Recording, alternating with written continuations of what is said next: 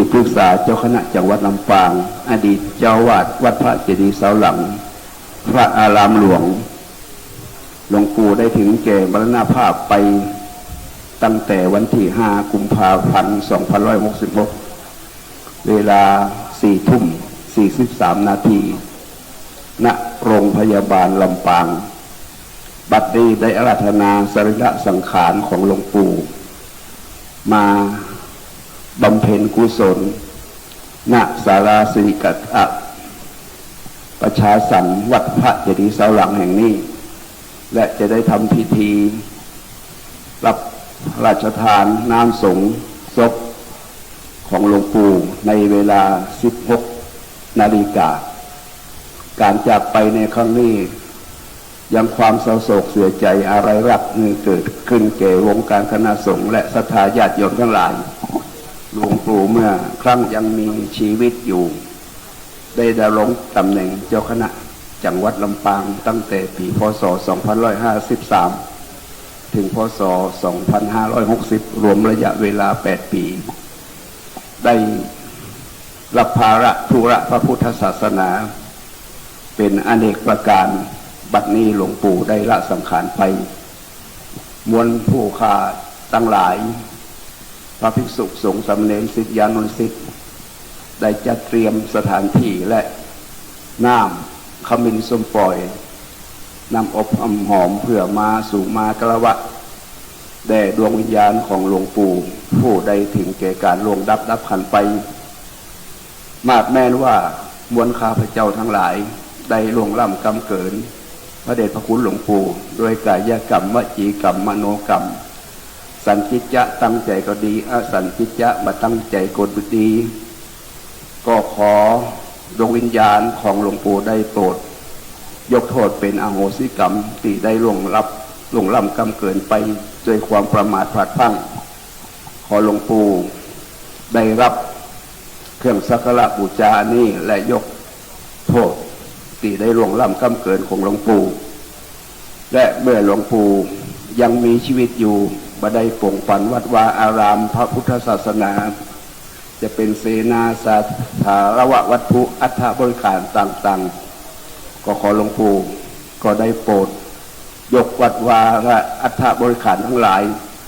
คือมวลลูกศิษย์ลูกหาศรัทธาญาติโยมทั้งหลายเพื่อจะบริหารวัดวาพระเจดีย์เสาหลังเป็นลำดับต่อไปขออาราธนาดวงวิญญาณของหลวงปู่ได้ไปเสวยวิมุตติสุขในสัมปรายภพ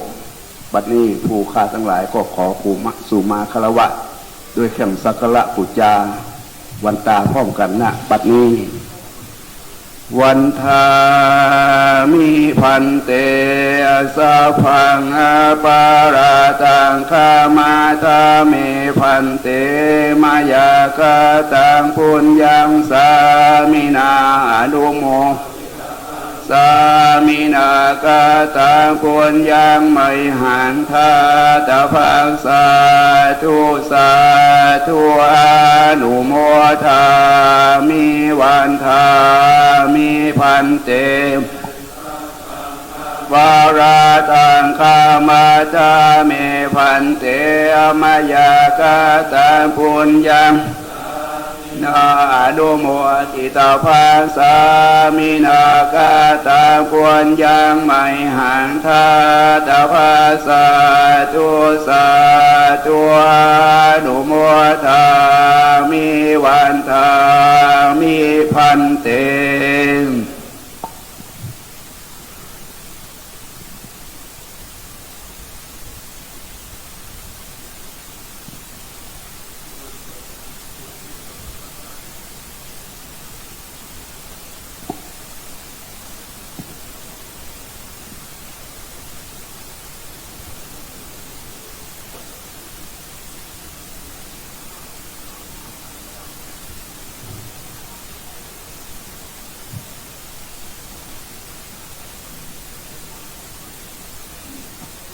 สัพพังอาปาราทังคามาตาเม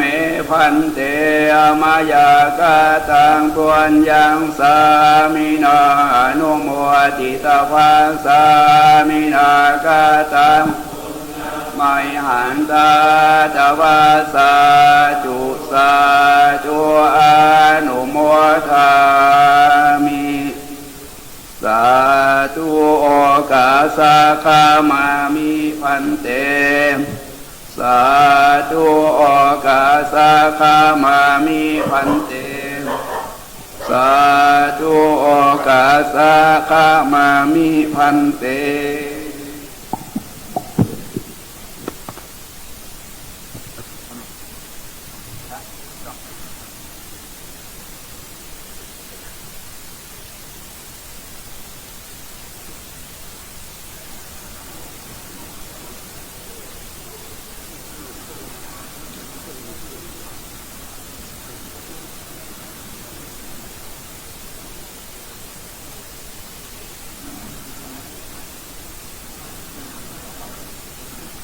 ขณะนี้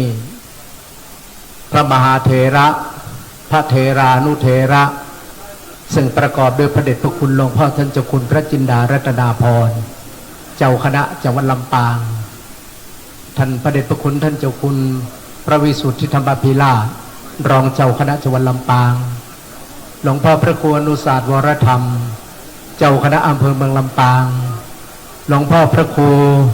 สุวิมลธรรมานุสิทธิ์เจ้าคณะอำเภอเถินหลวงพ่อพระครูปัญญาวโรดมเจ้าคณะอำเภอแม่พริกหลวงพ่อท่านพระครูวิจารณ์วรการเจ้าคณะอำเภอบางปานหลวงพ่อท่านพระครูพิสุทธิ์พัฒนพิธานเจ้าคณะอำเภอเกาะคาพร้อมโดยเจ้าคณะอำเภอแถมหลายรูปตีผมยังพอบาหันพร้อมโดยกับเจ้าคณะพระสังฆาธิการกนิมนต์ไหลกันมาเลยเมื่อพระเถระได้ส่งน้ำเรียบร้อยขอนิมนต์นั่งติเก่าก่อนเนอไปฟังเพียวัดเดเนออันนี้ฝ่ายพิธีการทางวัฒนธรรมจังหวัดได้บอกผ่านมาว่า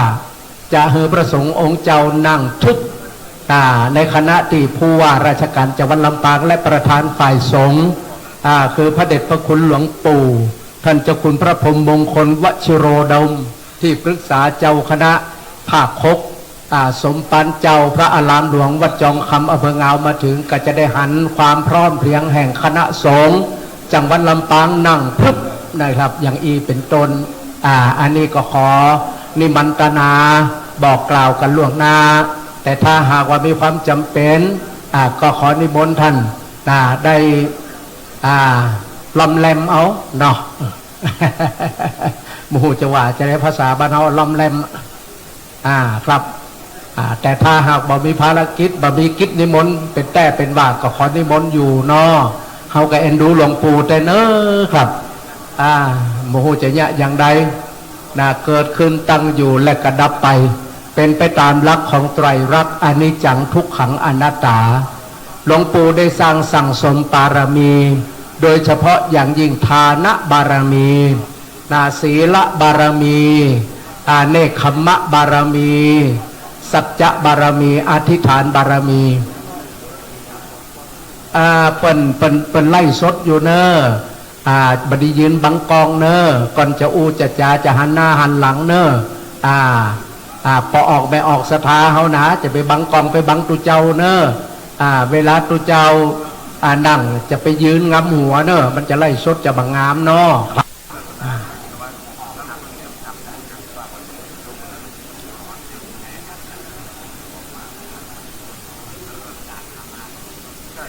พระเดชพระคุณหลวงปู่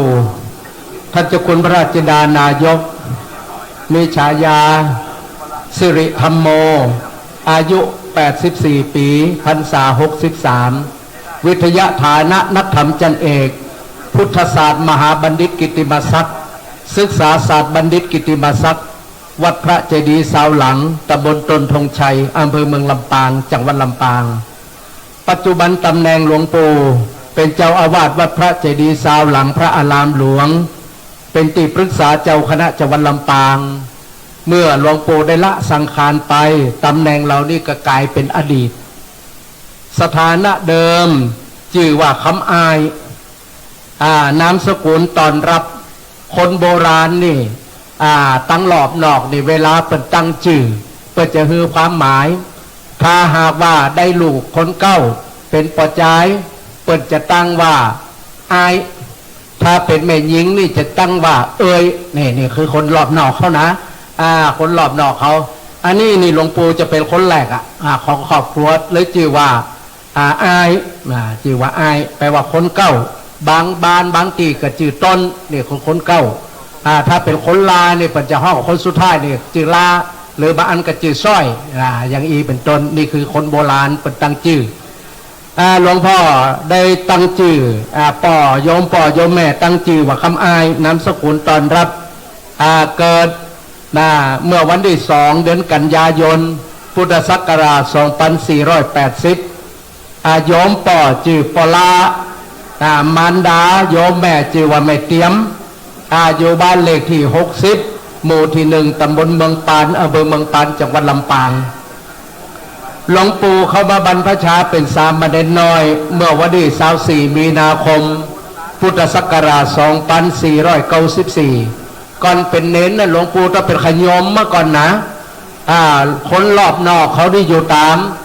รอบนอกนี่เป็นนิยมต้องมาเป็นขยมวัดเหียก่อนเป็นขยมวัดมาฝึกขีดฝึกเขียนหัดอ่านท่องอีอูเอโอกะคะตะคะงะจะสะจะสญะตะทะตะธนะปะพะปะพะมะยะละละภาษาหะละอังต้องท่องได้ตอนเป็นขยมนะเสร็จเดี๋ยวเราก็ฝึกเขียนตัวพื้นเมืองอักขระกะกากิกีกึกือกุกูเลื่อยไปนะ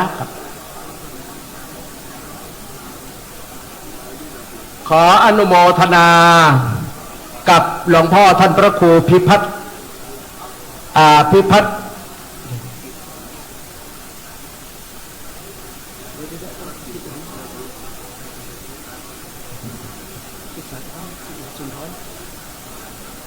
หลวงพ่อท่านพระครูพิพัฒน์กิจสุนทรพระวิปัสสนาจารย์วัดพระธาตุศพแสดอำเภอวังเหนือจังหวัดลำปางขออนุโมทนามีเจตนาร่วมบำเพ็ญบุญกับงานพระราชทานหลวงปู่10,000 บาทก็ขออนุโมทนากับหลวงพ่อสาธุอนุโมทนากับหลวงพ่อท่านพระครูพิพัฒน์กิจสุนทรหรือที่หลายรูปจะรู้จักว่าท่านพระอาจารย์ชำนิวัดศพแสดได้มีจิตเมตตาได้ร่วมทำบุญเป็นปฐมฤกษ์เบิกเอาชัย10,000 บาทขออนุโมทนากับหลวงพ่อมาณโอกาสนี้ด้วยครับช่วงที่พระสงฆ์องค์เจ้ากำลังส่งน้ำร่างอันไร้วิญญาณหลวงปู่ก็จะได้อูต่อเนาะประวัติของเปิ้นอยู่ที่วัดได้มาบรรพชาไปสามเณรน้อยก่อนไปสามเณรก็เป็นขยมก่อนอย่างน้อยก็ 3-4 ปีเป็นขยมตัวเฮียนป .1 ป .2 ป .3 โอ้โหมาละสมัยนั้นจบป .4 บัดได้ก็บวชเป็นเน้นอันนี้ก็จบป .4 ก็บวชเป็นเน้นที่วัดตรงปงมาปี2494บวชเป็นเน้นที่ตำบลเมืองปานอำเภอเมืองปานจังหวัดลำปางพระอุปชาคณะนั่นคือเจ้าอธิการอินทจักโกวัดตุงปงตำบลเมืองปานลำปางและได้มาอุปสมบทเป็นตุเป็นเจ้าเป็นพระภิกษุในพระพุทธศาสนาเมื่อวันที่2 มิถุนายนพุทธศักราช2501ณวัดพระเจดีย์เสาหลังตำบลต้นทองชัยอำเภอเมืองลำปางโดยมีพระอุปชาจารย์พระเดชพระคุณท่านเจ้าคุณพระธรรมจินดานายกวัดป่าดัวอำเภอเมืองลำปางเป็นพระอุปชาจารย์สมัยนั้นนอกเหนือจากนั้น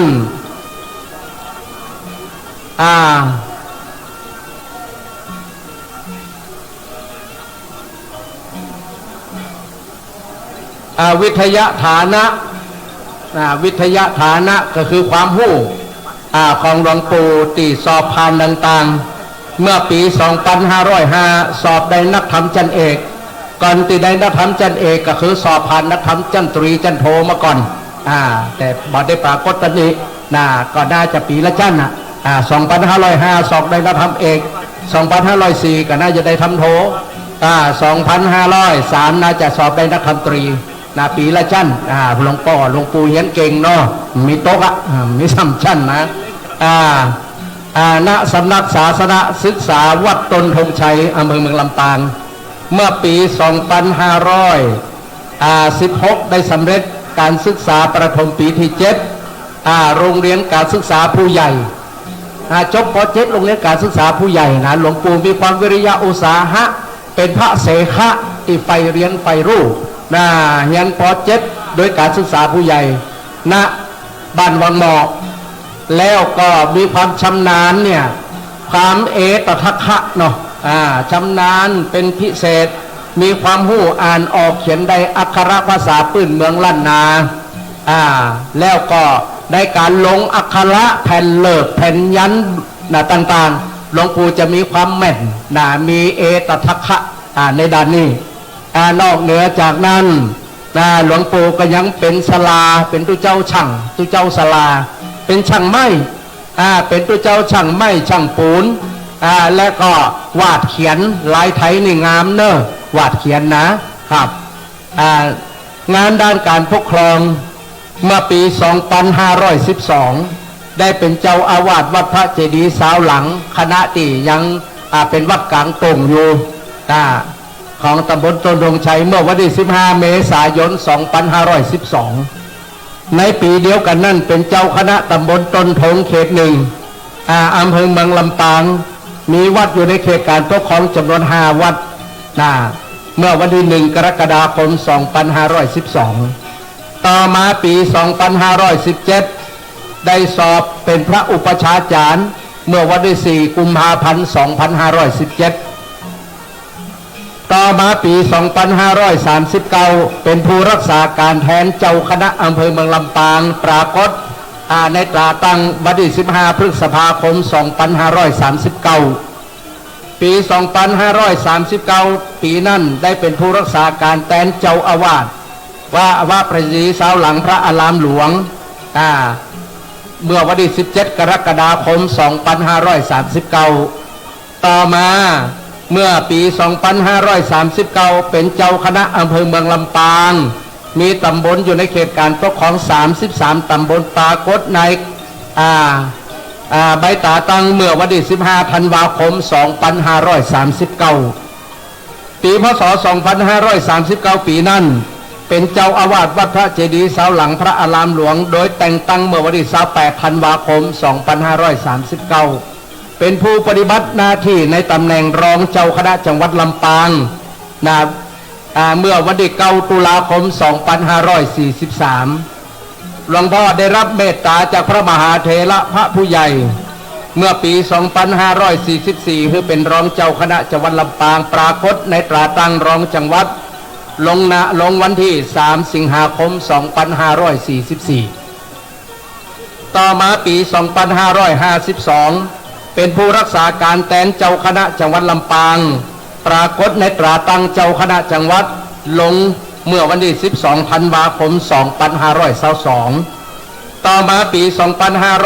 2553 เป็นเจ้าคณะจังหวัดลำปางโดยรับการแต่งตั้งเมื่อวันที่ 4 กุมภาพันธ์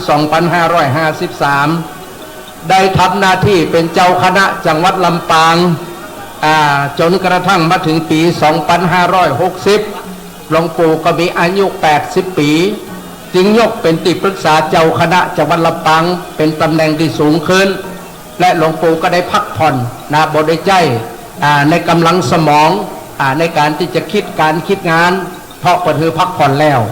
อันนี้ก็เป็นประวัติโดยสังเขปของพระเดชพระคุณหลวงปู่ดังที่เฮาหู้ดังที่เฮาทราบกันนะครับอันนี้ก็ได้ถือโอกาสเพื่อประชาสัมพันธ์ทบทวนประวัติที่จริงประวัติของคนบิดาครับแต่อันนี้ประกอบได้ก้อนเอามาเอาตีเด่นๆเนาะเพราะฉะนั้นก็คณะ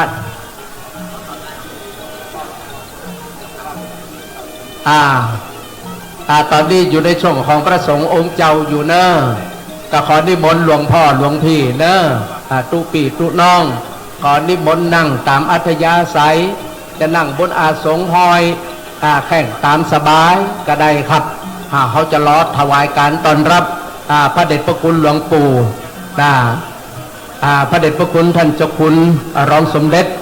วัดจองคำพระอารามหลวงคือพระพรหมมงคลวชิโรดม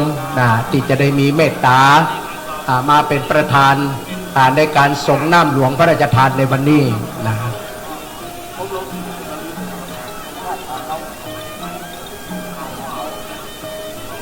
หลังจากที่พระสงฆ์องค์เจ้าเสร็จเรียบร้อยเดี๋ยวของคนบ้านนั่นเดี๋ยวเขาจะปรับแถมกรรมก่อนเขาจะปรับแถมกรรมจะได้คือเขาหลายขันนะจะเพิ่มขันน้ำส้มปล่อยจะได้กระชับเวลาคณะนี้เวลาบ่ายสองเวลาบ่ายสองจากนี้ไปก็จะเป็นของคนบ้านนะถึงบ่ายสามโดยประมาณนะครับเมื่อผู้ว่าราชการมาถึงปุ๊บก็จะได้เรียนเชิญท่านผู้ว่าราชการจังหวัดจะได้นำหัวหน้าส่วนราชการได้ส่งน้ำศพหลวงปู่เพื่อปิดท้ายก่อนน้ำหลวงพระราชทานจะเข้าครับครับแผนกน้ำปานะเนอน้ำดื่มเย็นๆเนอถวายพระสงฆ์องค์เจ้าเนอน้ำดื่มเย็นๆแผนกน้ำเนอทราบข่าวว่านักเรียนโรงเรียนกีฬาใช่ไหมที่จะมาดูแลน้ำถวายน้ำแด่พระสงฆ์องค์เถระเจ้าเนอครับผู้ควบคุมดูแลน้ำก็ท่านพระครูไพจิตเมตยาธรหรือพระครูสมคิดดูแลน้ำดื่มนะตลอดงาน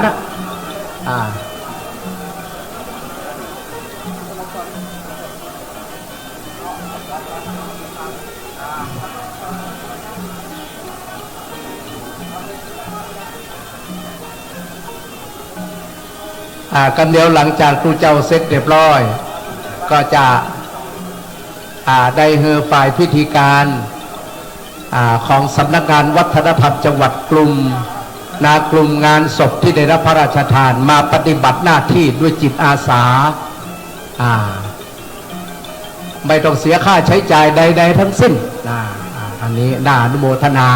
กับข้าราชการยุคใหม่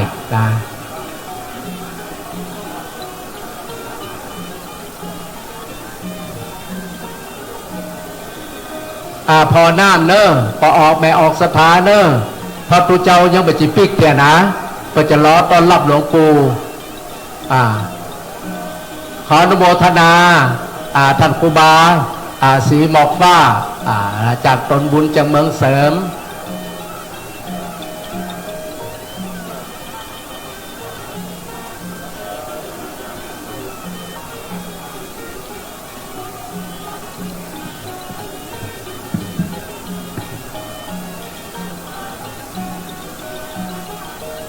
ช่วงที่เขา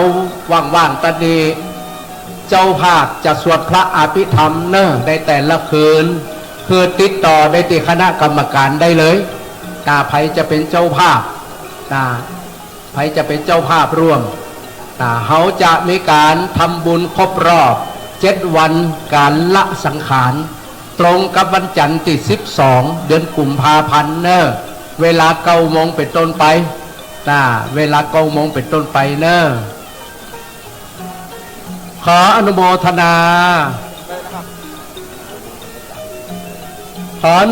ากราบขอบพระคุณอย่างสูงยิ่งพระเดชพระคุณเจ้าพระคุณสมเด็จพระมหาธีราจารย์กรรมการมหาเถรสมาคม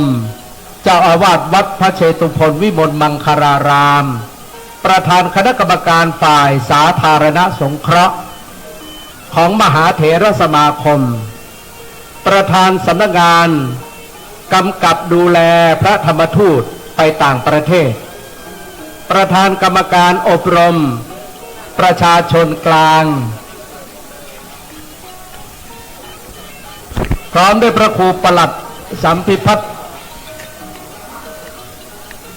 พระครูปลัด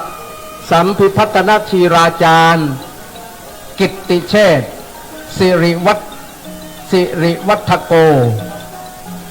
พระครูฐานานุกรมในสมเด็จพระมหาธีราจารย์เจ้าอาวาสวัดพุทธเมตตาบุญญานุภาพสำนักปฏิบัติ สำนักปฏิบัติธรรมประจำจังหวัดลำปางแห่งที่ 27 ประธานที่พักสงฆ์ธรรมสถานมูลนิธิพุทธมหาเมตตาประธานมูลนิธิพุทธมหาเมตตาและมูลนิธิบุญญานุภาพรายการเมตตาธรรมหัวใจโพธิสัตว์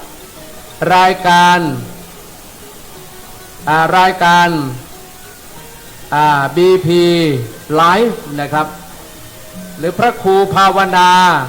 วัฒนบัณฑิตวิปัสสนาจารย์พระเมตตาชีโรพร้อมด้วยครอบครัวญาติธรรมทรงเมตตาและกลุ่มทรงเมตตาและคณะศิษยานุศิษย์ทุกท่านที่ได้มีเมตตาได้นำปัจจัยใส่ซองเพื่อมาร่วมถวายทำบุญตรงนี้ท่านทางอดีตพระเลขาหลวงปู่เป็นยอดปัจจัยอยู่ 10,000 บาทก็ขออนุโมทนากับท่านพระเมตตาชีโรเป็นอย่างสูงมาณโอกาสนี้แม้ว่าจะฝากบุคคลใดมาก็ขอเนื้อนาบุญนี้จงปรากฏต่อสรีระดวงวิญญาณอันบริสุทธิ์ของพระเดชพระคุณหลวงปู่พระราชจินดานายกได้รับทราบจงทุกประการเทินสาธุ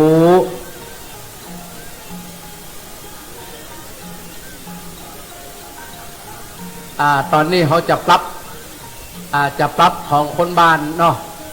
โมติคนบ้านเนอะเข้าแถวกันมาเนอะจะไปว่าลู่น้ำกันมาได้เตียเนอะเดี๋ยวมันจะออกเป็นไล่สดนะคือเข้ามาเป็นยะเป็นอย่างนอบน้อมเข้าหาพระสงฆ์องค์เจ้าแต่ถ้าหากมันแน่นแกก็บ่ต้องคุกเข่าเข้ามาก้อยค้อมตัวเข้ามา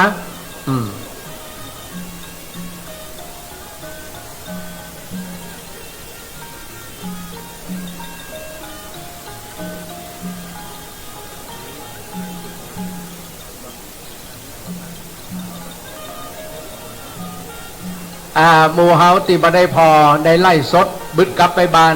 ติดตามย้อนเปิดพอการไล่สดที่เพจของวิทยาลัยสงฆ์นครลำปางและก็วัดพระเจดีย์เสาหลังตะนีเนอะมีลงในคณะนี้เผยแพร่ไปทั่วโลกแล้วนะเผยแพร่ไปทั่วโลกละความกตัญญูกตเวทิตาธรรมเป็นเครื่องหมายของคนดีนิมิตตัง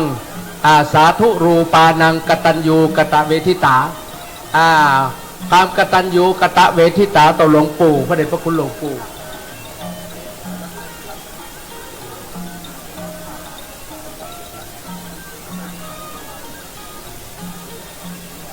อย่างอีเนอร์พี่น้องเจ้าบ้านศรัทธาวัดวังมอเนอร์กำเดียวถ้าหากว่าหัวหน้าส่วนราชการที่เป็นแต่งชุดปกติขาวมาเนอร์เขาก็จัดคือเป็นนั่งอย่าล็อกหนึ่งเนาะจัดนั่งอยู่ล็อกหนึ่งกำเดียวก็ขอฝากตั้งฝ่ายพิธีการน้องๆเจ้าหน้าที่วัฒนธรรมจังหวัดสำนักงานวัฒนธรรมจังหวัดช่วยพอกำเนิดคอยต้อนรับข้าราชการที่ประจำมากับผู้ราชการจังหวัดเพราะวันนี้ถือว่าเป็นวันที่แสดงออกซึ่งความกตัญญูกตเวทิตาธรรมต่อพระมหาเถระคือสิริธรรมโมภิกขุพระเดชพระคุณหลวงปู่ท่านเจ้าคุณพระราชจินดานายกติละสังขารก็ขอต้อนรับทุกผู้ทุกท่านเนอะบางทีกระผมอาจารย์นั้นบ่ได้เอ่ยจื่อเอ่ยน้ำบ่ได้ตักบ่ได้ท้ายพอออกไม่ออกสถาท่านใดก็ขอสู่มาอภัยตัวเนอะครับได้หูจักคุณนาแทบจะทุกครูทุกท่านแต่บางทีบ่ได้ตักจื่อตักเสียงเนาะตักคนหนึ่งยังคนหนึ่งนะก็ขอสู่มาอภัยล่วงหน้าไว้ก่อนครับไปท่านใดบุคคลท่านใดเจ้าภาพที่จะเป็นเจ้าภาพสวดพระอภิธรรมติดต่อได้ที่กรรมการด้านหน้าเลยครับเขาจะเริ่มสวดกันตั้งแต่คืนวันนี้ละเป็นต้นไปคืนวันที่7วันนี้เป็นคืนแรกสวดพระอภิธรรมไปเรื่อยๆทุกคืนแต่ละคืนเจ้าภาพหลายเจ้าภาพใดเนอหลายเจ้าภาพใด ตั้งแต่วันผูกนี่ไปจะขึ้นกระดานละใครเป็นเจ้าภาพสวดคืนไหน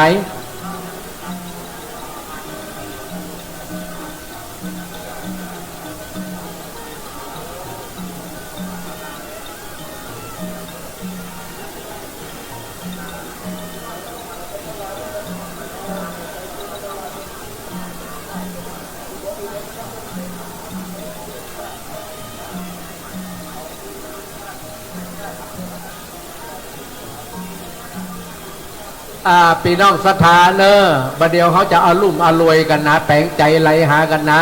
เอ็นดูโมติผู้สูงไว้สวนะมาต้องคุกเข่าเนอะเมื่อมาคุกเข่ากับมาเฮือคุกเหมือนกันนะ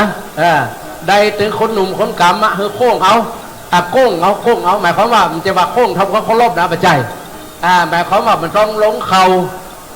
ก้อยเดินเข้ามากับก้มตัวเอาเนาะว่าจะได้ให้มันปึงเนาะก้มตัวเอาก้มตัวแล้วกันลดน้ำเนอเขาแปลงใจไหลหาหมู่สวผู้สูงอายุ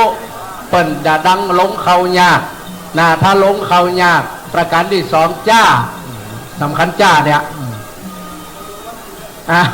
ครับเฮ้ยก้อยโค้งตัวเนอครับ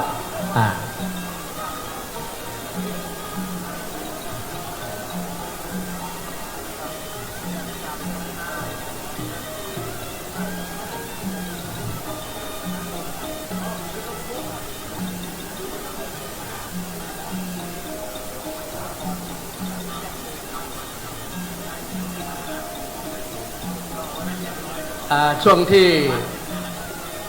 ได้รอ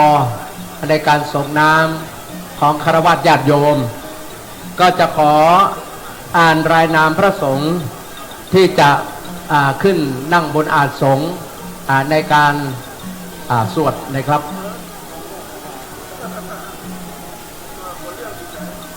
ซึ่งจะประกอบด้วยพระสงฆ์จำนวน10 รูปดังต่อไปนี้ประกอบด้วยท่านพระครูอนุสาสน์วรธรรมเจ้าคณะอำเภอเมืองลำปางรักษาการเจ้าอาวาสวัดบุญยวาสวิหาร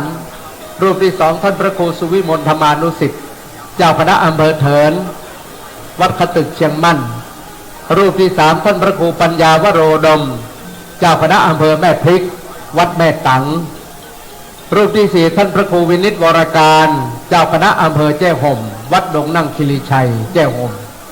รูปที่5ท่านพระครูวิจารณ์วรการเจ้าคณะอำเภอเมืองปานวัดปลายนาหลวงรูปที่6ท่านพระครูปริยัติพัฒนกิจเจ้าคณะอำเภอห้างฉัตรวัดปันง้าวรูปที่7ท่านพระครูปริยัติสุนทรเจ้าคณะอำเภอแม่ทะวัดสันฐานรูปที่8ท่านพระมหานพดลสุวรรณเมธีเจ้าคณะอำเภอวังเหนือวัดบรรพตสถิต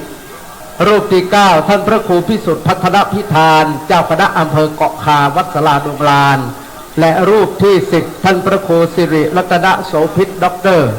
รองเจ้าคณะอำเภอเมืองลำปางวัดพระแก้วดอนเต้าสุชาดารามจำนวน10 รูปนะครับที่จะขึ้นนั่งบนอาสงฆ์ในฐานะที่จะเป็นพระสงฆ์ที่จะได้สวด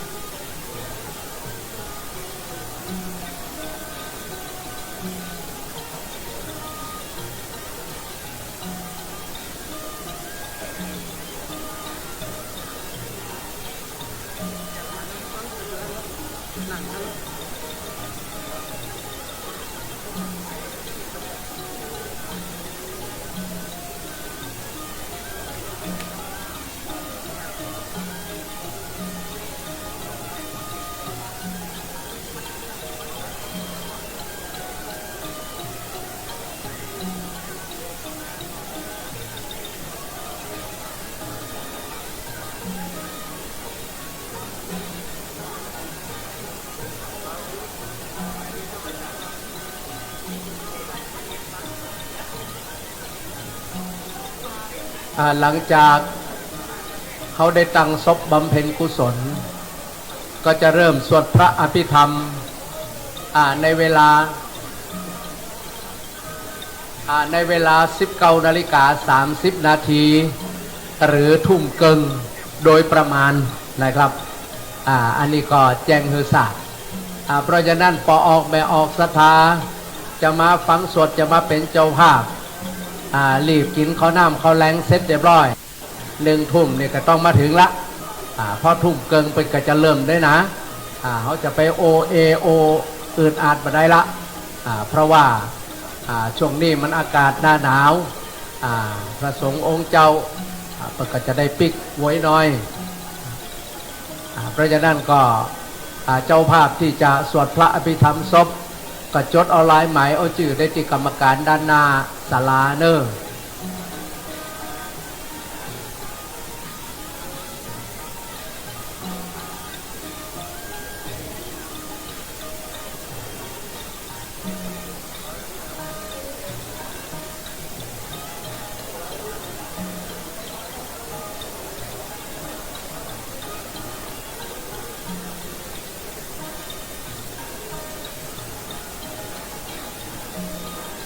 ก็ทยอยกันเข้ามาเนอะก็ทยอยกันเข้ามา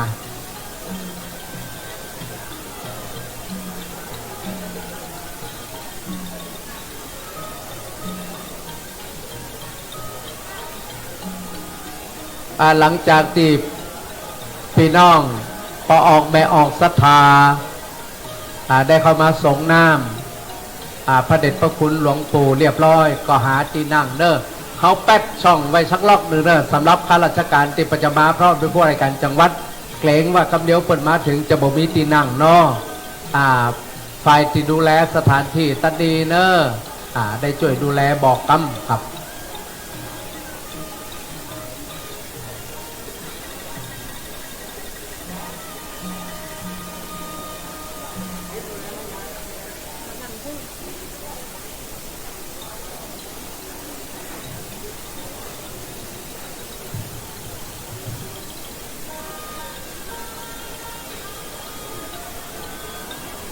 สงสารนาเล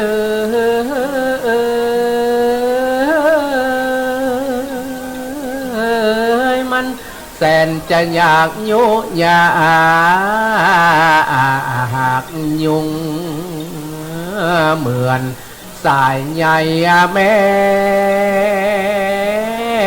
งกามโปงว่าโอ้ยหนอโอ้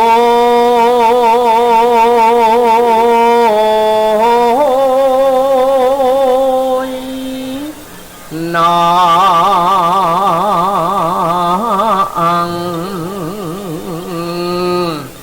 สั่งมาเอ็นดูสงสารพระเดชพระคุณหลวงปู่ท่านเจ้าคุณพระราชจินดานายกเจริญล้ำปล่อยว่ามาตายละไว้ตั้งวัดว่าพระศาสสนา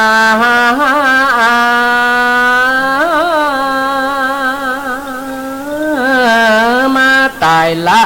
ลูกศิษย์ลูกหาได้งอมหามอนเศร้า มาตายละวัดวาศาสนามาตายละองค์ปิมปาสารูปเจ้าแต่นาหลวงปู่บักหวังพอง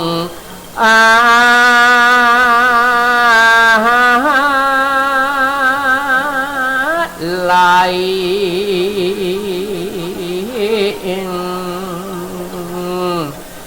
บัดเนนาหลวงปู่มาตายละไว้ตั้งปิมปาสารูปเจ้าแสนแส่ทองคำที่อยู่ใน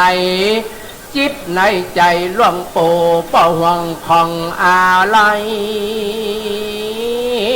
หวังของมาตายละน้องละหลานเหลนได้มองป้าเอาว่าหางผู้ดีเวตาหา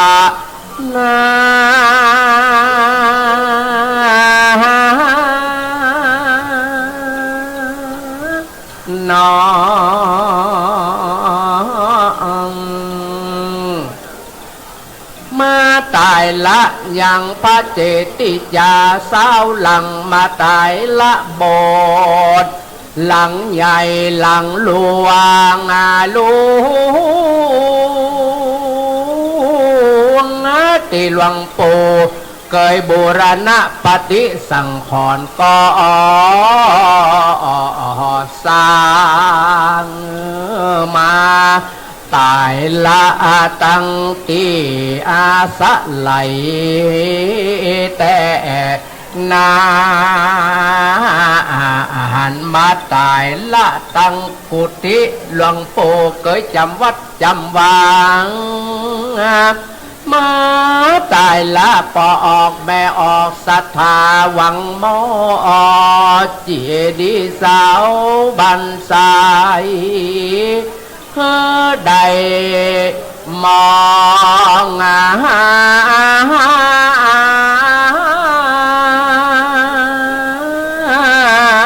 าตายละ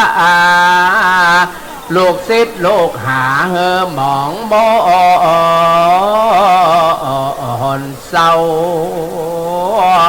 มาตายละตั้งผาหานะลดเก่งกันงามหลวงปู่ได้มองป้าวางมาตายละบาดแก่นน้อยหลวงพ่อเคยได้เขี้ยวได้ชันได้มาตายละตั้งมอนเซิงและมอนผ้า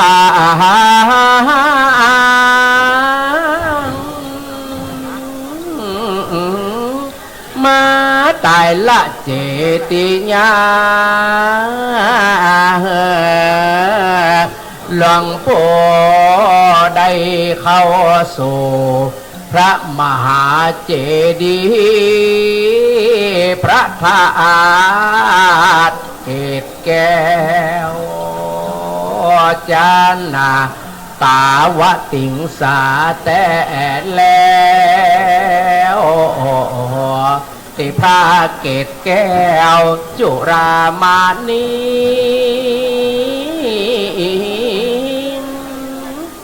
คุณ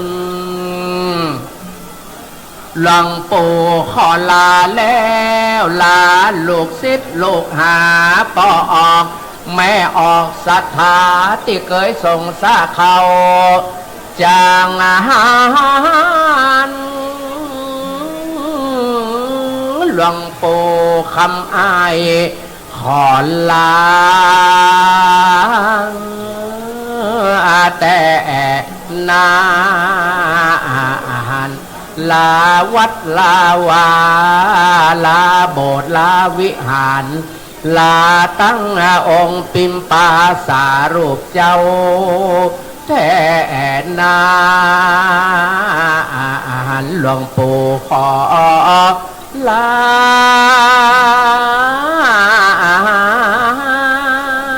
ตาย อลาแล้วลาตั้งบ่อน้ำศักดิ์สิทธิ์สองพี่น้องที่ได้โยมาเมื่อลาตั้งหงหอฉันที่นี่ลาถึงหงกองลาถึงหอละกังลาไปแล้วครั้งนี้บ่หวังสั่งอันนาได้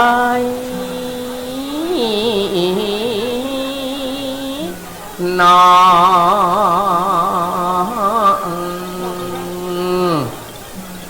ขอลาตั้งสัตว์เลี้ยงหมูหมาแมวลาตั้งเป็ดไก่ที่เคยเขาน้ำวันนี้บัดนี้หลวงปู่ขอลา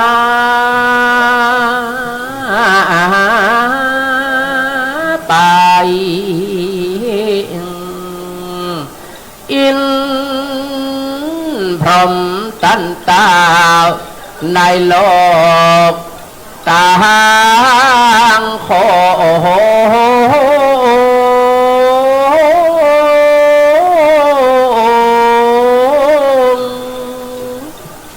ตั้งอินตั้งพร้อมยอมบาราเจ้าขอได้ไขประตูวัดพระเจดีย์สาวหลังจตุรทิศบัดเดียวแต่นานิมนต์ดวงวิญญาณหลวงปู่เข้าสู่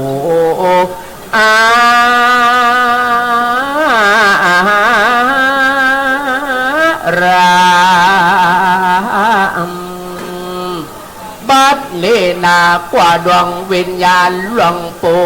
ละเวเฮโห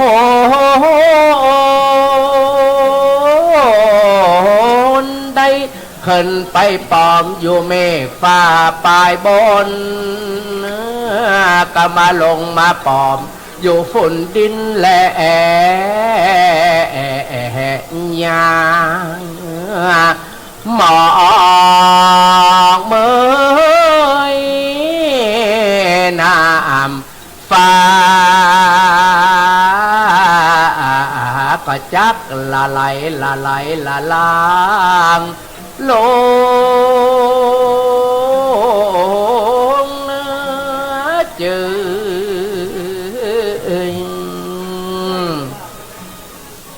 ในนามศิษยานุศิษย์พระเดชพระคุณหลวงปู่ท่านเจ้าคุณพระราชจินดานายก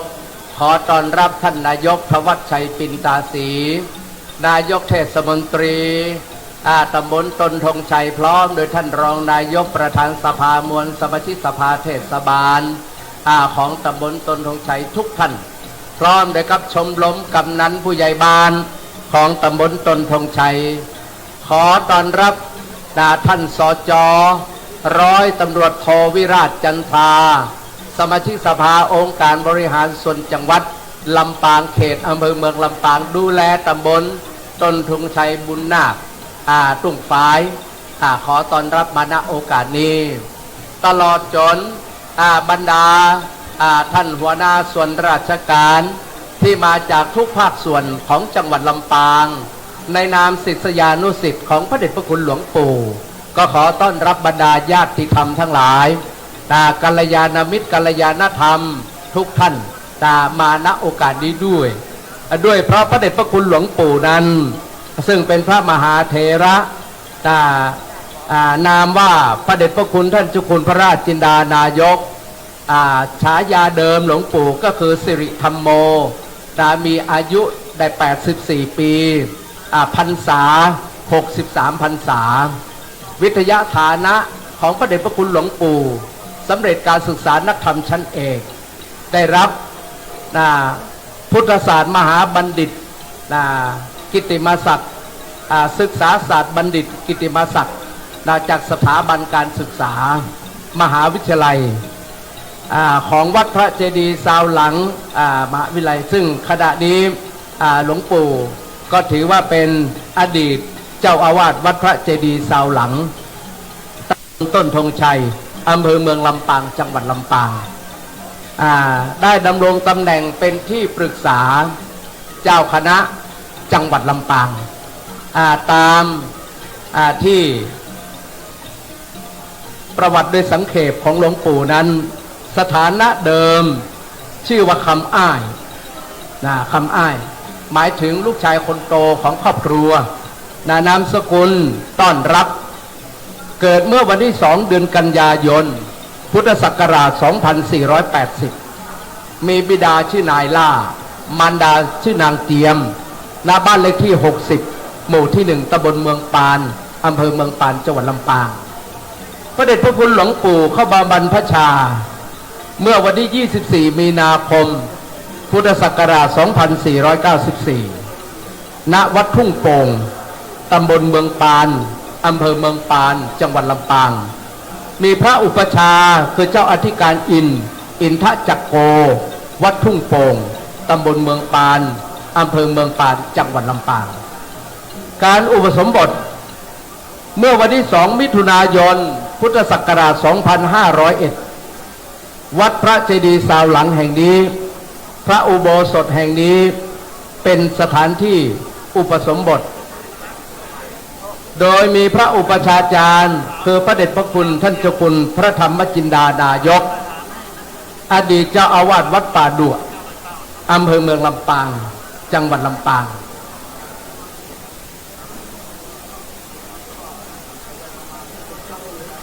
วิทยาฐานะเมื่อปีพุทธศักราช 2505 สอบไล่ได้นักธรรมชั้นเอกสำนักศาสนศึกษาวัดต้นธงชัยอำเภอเมืองลำปางจังหวัดลำปางปีพุทธศักราช 2516 สำเร็จการศึกษาระดับประถมศึกษาปีที่ 7 โรงเรียนผู้ใหญ่บ้านวังหม้ออำเภอเมืองลำปางจังหวัดลำปางความรู้ความชำนาญมีความรู้มีเอตทัคคะในการเขียนอ่านภาษาล้านนาได้อย่างคล่องแคล่วมีความรู้เรื่องของช่างไม้ช่างปูนและวาดลวดลายต่างๆพระเดชพระคุณหลวงปู่ท่านเจ้าคุณพระราชจินดานายกงานด้านการปกครองเมื่อปีพุทธศักราช 2512 เป็นเจ้าอาวาสวัดพระเจดีย์ซาวหลังขณะที่ยังเป็นวัดราชตำบลต้นธงชัยอำเภอเมืองลำปางจังหวัดลำปางปรากฏในการแต่งตั้งเป็นเจ้าอาวาส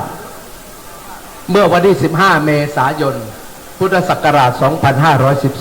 2512 ปีพุทธศักราช 2512 นั่นเองเป็นเจ้าคณะตำบลต้นธงชัยเขต 1 อำเภอเมืองลำปางจังหวัดลำปางดูแลวัดในสังกัดเขตการปกครองจำนวน 5 วัดปรากฏหลักฐานตราตั้งเจ้าคณะตำบลลงนามเมื่อวันที่ 1 กรกฎาคม พุทธศักราช 2512 ต่อมาปีพุทธศักราช 2517 เป็นพระอุปชาจารย์ตามปรากฏตาตั้งพระอุปชาเมื่อวันที่ 4 กุมภาพันธ์ พุทธศักราช 2517 ต่อมาปีพุทธศักราช 2539 เป็นผู้รักษาการแทนเจ้าคณะอำเภอเมืองลำปางปรากฏในตราตั้งเมื่อวันที่ 15 พฤษภาคม พุทธศักราช 2539 และในปีเดียวกัน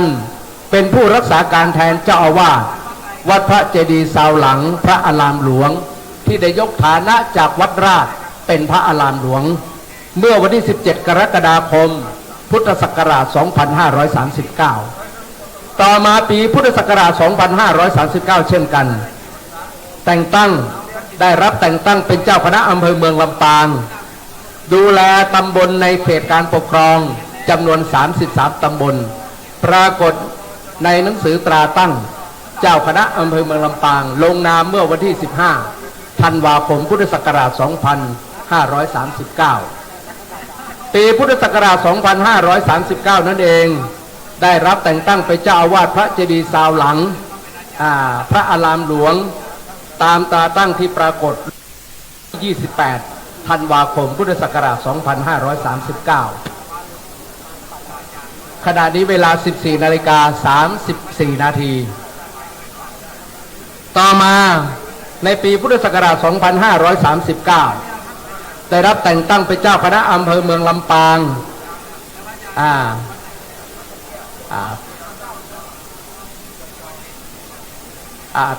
หลังจากที่เป็นเจ้าคณะอำเภอเมืองลำปางต่อมาปี 2543 เป็นผู้ปฏิบัติหน้าที่ในตำแหน่งรองเจ้าคณะจังหวัดลำปางปรากฏในการลงนามเมื่อวันที่ 9 ตุลาคม พุทธศักราช 2543 ต่อมาปี 2544 เป็นรองเจ้าคณะจังหวัดลำปางเมื่อวันที่ 3 สิงหาคม พุทธศักราช 2444 ปีพุทธศักราช 2552 เป็นผู้รักษาการแทนเจ้าคณะจังหวัดลำปางตามตราตั้งเมื่อวันที่ 12 ธันวาคม พุทธศักราช 2552 ปี 2553 เป็นเจ้าคณะจังหวัดลำปางลงนามเมื่อวันที่ 4 กุมภาพันธ์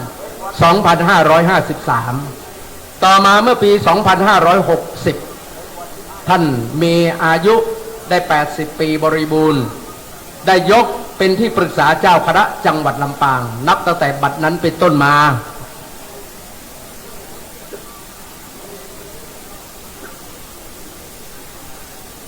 พระเดชพระคุณ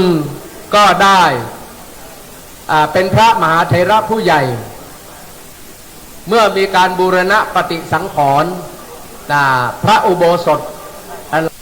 นี้เพิ่งมีการสร้างบูรณะที่ผ่านมาไม่นานหลวงปู่มักจะนั่งอยู่ที่ศาลาต้อนรับบรรดาอาคันตุกะญาติธรรมทั้งหลายที่มาร่วมทำบุญกับพระเดชพระคุณหลวงปู่จะนั่งอยู่ด้านหน้าหลังจากที่ฉันภัตตาหารเช้าเรียบร้อยก็จะออกไปรับญาติโยมจนถึงเวลาเพลก็จะกลับเข้ามาพักผ่อนมาฉันเพลเสร็จแล้วก็พักผ่อนกลับจนกระทั่งเหตุการณ์ที่ใครไม่คาดฝันงานที่รับนิมนต์ครั้งสุดท้ายก็คือไปสนองงานฉลองตาตั้งเจ้าคณะอำเภอวังเหนือณวัดบรรพตสถิตของท่านพระมหานพดลสุวรรณเมธีวันนั้นหลวงปู่ได้นั่งอยู่แถวหน้าแถวสองแถวหน้าและถัดไปก็จะเป็นรองเจ้าคณะภาค 6ทั้ง2 รูปแล้วก็ต่อด้วยหลวงพ่อเจ้าคณะจังหวัดรองจังหวัดวันนั้นหลวงปู่ก็มีอาการฉันไม่ค่อยจะสะดวกฉันได้น้อยก็บ่นอยู่กับบรรดาศิษยานุศิษย์ต่อมาเมื่อวันที่30หลวงปู่ก็เข้าไปตรวจรักษาที่โรงพยาบาลคุณหมอก็ได้ดูแลอย่างใกล้ชิดจนกระทั่งนายแพทย์วินิจฉัยว่าหลวงปู่นั้นมีอาการติดเชื้อในกระแสโลหิตในกระแสเลือดจวบกับกล้ามเนื้อหัวใจเริ่มอ่อนล้มเหลวคณะแพทย์พยาบาลได้ดูแลหลวงปู่ในห้อง ICU อย่างใกล้ชิดแม้กระทั่งศิษยานุศิษย์จะไปเยี่ยมไปคารวะหลวงปู่ก็ไม่อนุญาตให้เข้าในช่วงแรกๆจนกระทั่งเมื่อวันก่อนทางพยาบาลได้โทรศัพท์มาติดต่อคณะศิษย์ที่วัดพระเจดีย์ซาวหลังบอกว่าอาการหลวงปู่หนักนะคาดว่าจะอยู่ได้อีกไม่กี่วันไม่น่าจะเกิน3 วันหรืออะไรประมาณนี้เมื่อวันอาทิตย์เมื่อวันอาทิตย์ที่คุณหมอแจ้งมาว่าจะอยู่ได้ไม่เกิน3 วันได้คืนวันจันทร์วันจันทร์วันที่5ทางคณะศิษยานุศิษย์ก็ได้โทรศัพท์เพื่อปรึกษาพระผู้ใหญ่ซึ่งมีหลวงพ่อจังหวัดรองจังหวัดที่เตรียมว่าจะประชุมกันรุ่งขึ้นของวันที่6เมื่อวานนี้เวลา 9 โมงเตรียมว่าเราจะทำอย่างไรถ้าหลวงพ่อได้ละไป เป็นไปตามหลักของไตรลักษณ์อนิจจังทุกขังอนัตตาเราจะเตรียมกันอย่างไรก็จะได้ขอความเห็นชอบ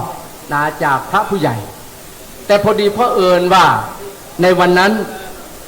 หลวงปู่อยู่ไม่ถึงข้ามคืนนะไม่ถึงข้ามคืนหลวงปู่ก็ได้ละสังขารในช่วงของวันคืนวันที่5นะครับในช่วงของคืนวันที่5ได้ละสังขารไปก็ทำให้เกิดความโศกเศร้าเสียใจด้วยอาการอันสงบบรรดาญาติโยมทั้งหลายซึ่งคืนวันนั้นมีคณะสงฆ์ของวัดพระเจดีย์ซาวหลังได้ไปสวดพระอภิธรรมศพของพระเดชพระคุณหลวงปู่พระราชธรรมลังการที่คืนวันจันทร์ที่5วันนั้นซึ่งมีหลวงพ่อท่านพระครูศรีวรกิจนำคณะไปสนองงานที่วัดบุญยวาสวิหารพอกลับจากเสร็จจากสวด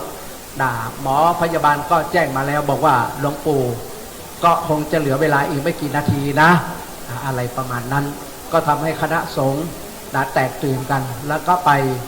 เฝ้าดูอาการของพระเดชพระคุณหลวงปู่ในที่สุดหลวงปู่ก็จากไปด้วยอาการอันสงบ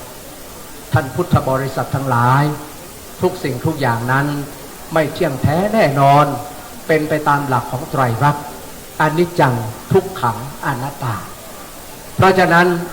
ตามหลักทางพระพุทธศาสนาท่านได้สอนให้ชาวพุทธทั้งหลายว่าอย่าได้ประมาทให้มันพิจารณาอยู่เนืองๆว่าทุกวันนี้เรามีความแก่เกิดขึ้นเป็นของธรรมดาไม่มีใครที่จะล่วงพ้นความแก่ไปได้มันพิจารณาอยู่เนืองๆว่าทุกวันนี้เมื่อเราแก่แล้วเรามีความเจ็บเกิดขึ้นเป็นของธรรมดาไม่ว่าจะเป็นการเจ็บกายเจ็บใจไม่มีใครที่จะล่วงพ้นความแก่ไปได้และมันพิจารณาอยู่เนืองๆว่าเรามีความตายรออยู่เบื้องหน้าไม่มีใครที่จะพ้นไปได้มรณานุสติมรณังปริโยสานังเมชีวิตังความตายเป็นที่สุดแห่งชีวิตของคนเรานั้นก็ถือว่าให้สอนเตือนสติของชาวพุทธทั้งหลายให้ละความชั่วทำแต่กุศลคุณงามความดีแล้วมีจิตใจกว้างขวางจิตใจมีเมตตาเป็นที่ตั้งดังหลักที่บอกไว้ว่าอาภินหะปัจเจเวก5ประการที่เป็นหลักธรรมเบื้องต้นที่ปรากฏอยู่ในนักธรรมชั้นตรีในหมวดของปัญจกะคือหมวด5นะครับนอกเหนือจากนั้นก็ได้สร้างกุศลคุณงามความดีมีจิตเมตตาตามหลักโอวาทปฏิโมกข์ของพระศาสดาสัมมาสัมพุทธเจ้าคณะญาติโยมสาธุชนทั้งหลายวันนี้เราได้มาสักการะไหว้พระสงฆ์ผู้ทรงศีลไหว้พระสงฆ์ผู้ที่เป็นพระมหาเถระเป็นทรงสมณศักดิ์เป็นพระราชาคณะที่ได้รับพระราชทานสัญญบัตรพัดยศจากพระบาทสมเด็จอยู่หัวซึ่งถือว่าเป็นพระมหาเถระพระผู้ใหญ่มีอายุมากมีพรรษามากจบกับเป็นพระนักปกครองสูงสุดระดับจังหวัดคือเจ้าคณะจังหวัดลำปางพระมหากรุณาธิคุณโปรดเกล้าโปรดกระหม่อมให้เป็นพระสงฆ์ทรงสมณศักดิ์ตั้งแต่พระครูประทวนเลื่อนสมณศักดิ์เป็นพระครูสัญญาบัตรพระครูสัญญาบัตรชั้นตรีชั้นโทชั้นเอกจากนั้นก็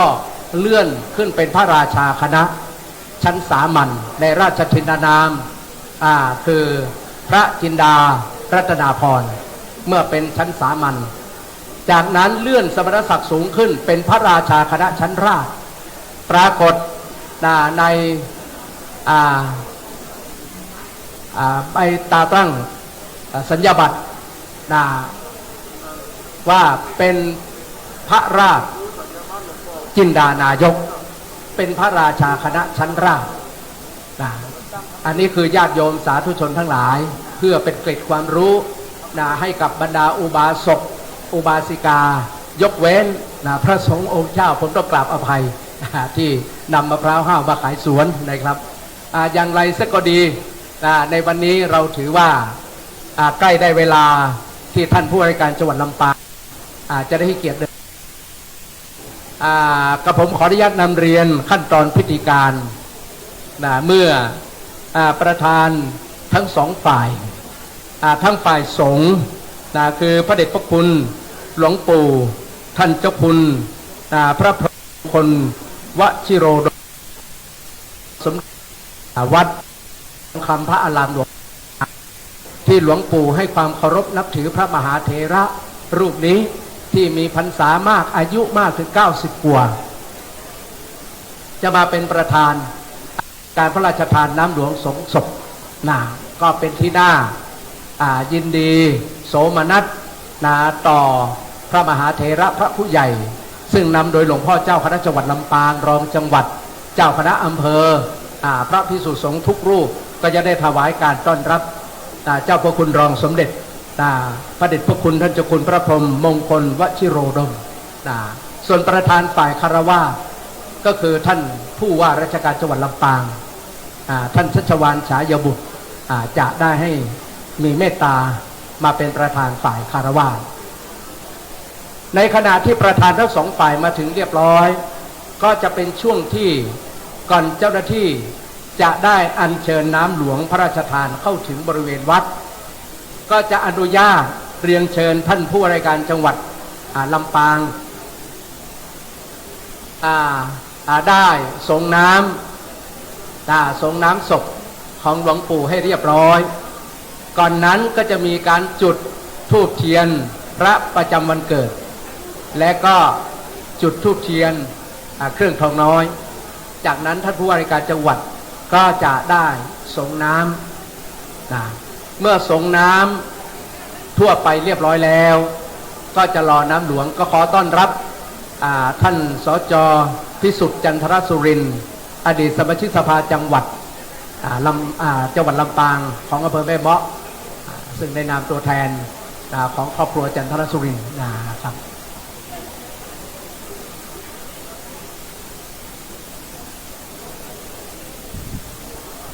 หลังจากที่ท่านผู้ว่าราชการจังหวัดลำปางอาจจะมีนายกเหล่ากาชาติมาด้วยท่านก็จะมาส่งน้ำทั้งสองเสร็จเรียบร้อยท่านก็กลับไปนั่งจากนั้นเจ้าหน้าที่ฝ่ายพิธีการของสำนักงานวัฒนธรรมจังหวัดลำปางกลุ่มงานศพได้รับพระราชทานก็จะปฏิบัติหน้าที่ปิดพระวิสูตรปิดม่านแล้วก็จะเรียนเชิญข้าราชการที่แต่งกายชุดปกติขาวไว้ทุกท่านได้ไปตั้งแถวตามจุดนัดหมายที่ทางข้าราชการของสำนักงานวัฒนธรรมจังหวัดได้มาตระเตรียมซักซ้อมไว้เพื่อให้เป็นไปด้วยความเรียบร้อยได้ต้อนรับสิ่งของพระราชทานของพระบาทสมเด็จพระเจ้าอยู่หัวท่านสาธุชนทั้งหลายในการขอน้ำหลวงพระราชทานนั้นปัจจุบันนี้เราไม่ต้องเดินทางไปที่กรุงเทพมหานครซึ่งมีแนวทางในการปฏิบัติซึ่งทางสำนักงานวัฒนธรรมจังหวัดลำปางซึ่งได้รับมอบหมายจากกระทรวงวัฒนธรรมโดยทางรัฐบาลได้มอบหมายให้กระทรวงวัฒนธรรมเป็นเจ้าของเรื่องซึ่งตามที่สำนักนายกรัฐมนตรีได้แจ้งว่าพระบาทสมเด็จพระเจ้าอยู่หัวมีพระบรมราโชบายเกี่ยวกับพิธีการศพแก่ข้าราชการบุคคลผู้และประชาชนที่มีสิทธิ์ที่จะได้รับตามหลักเกณฑ์ของสำนักพระราชวังทั้งในกรุงเทพมหานคร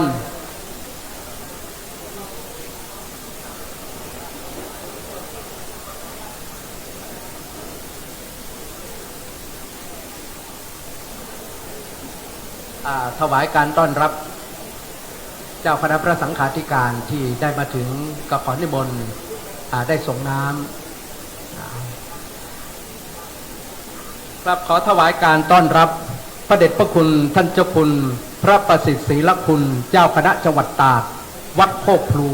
ที่ได้มีเมตตาเดินทางจากจังหวัดตากมุ่งตรงมาที่นครลำปางเพื่อมาเคารพศพ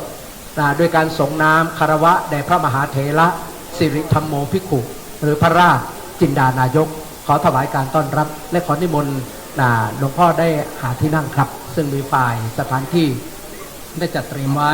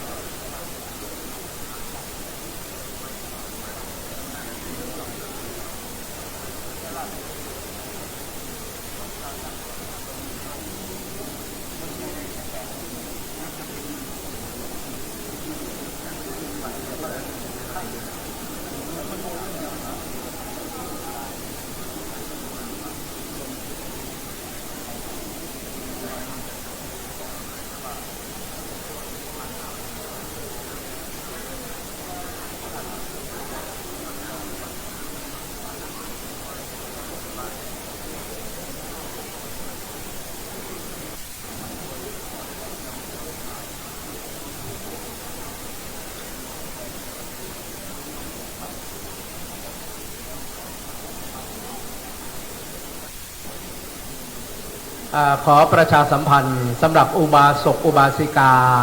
ที่มาถึงในขณะนี้เป็นห่วงของการส่งน้ำของอุบาสกอุบาสิกาทั่วไปในส่วนของน้ำหลวงพระราชทา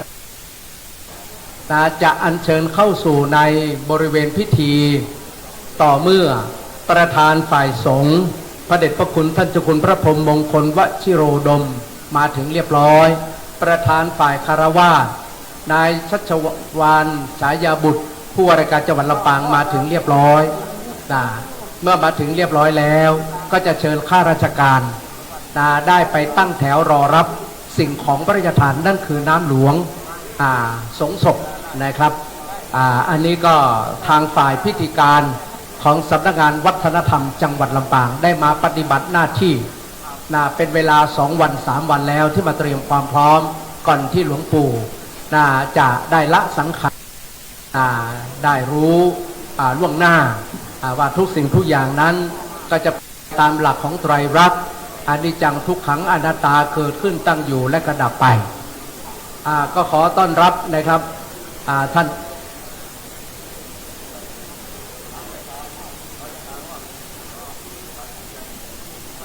ขอต้อนรับตัวแทนของท่านนายอำเภอเมืองลำปางขอต้อนรับท่านปลัดอำเภอของอำเภอเมืองลำปางทุกท่านเลยนะครับ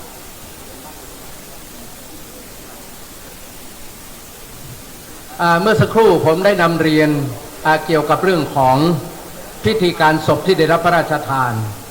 โดยกระทรวงวัฒนธรรมได้รับมอบภารกิจเกี่ยวกับพิธีการศพที่ได้รับพระราชทานในส่วนงานประสานขอพระราชทานเพลิงณศาลากลางจังหวัดของจังหวัดนั้นๆในการรับเอกสารตรวจสอบเอกสารการขอพระราชทานน้ำหลวงอาบศพหรือน้ำหลวงสงศพเมื่อใช้กับพระสงฆ์เพลิงพระราชทานดินฝังศพพระราชทานและเครื่องเกียรติยศประกอบศพโดยมอบหมายให้กลุ่มพิธีการศพที่ได้รับพระราชทานสำนักงานวัฒนธรรมจังหวัดนั้นๆได้ประสานผ่านกลุ่มปฏิบัติงานส่วนหน้า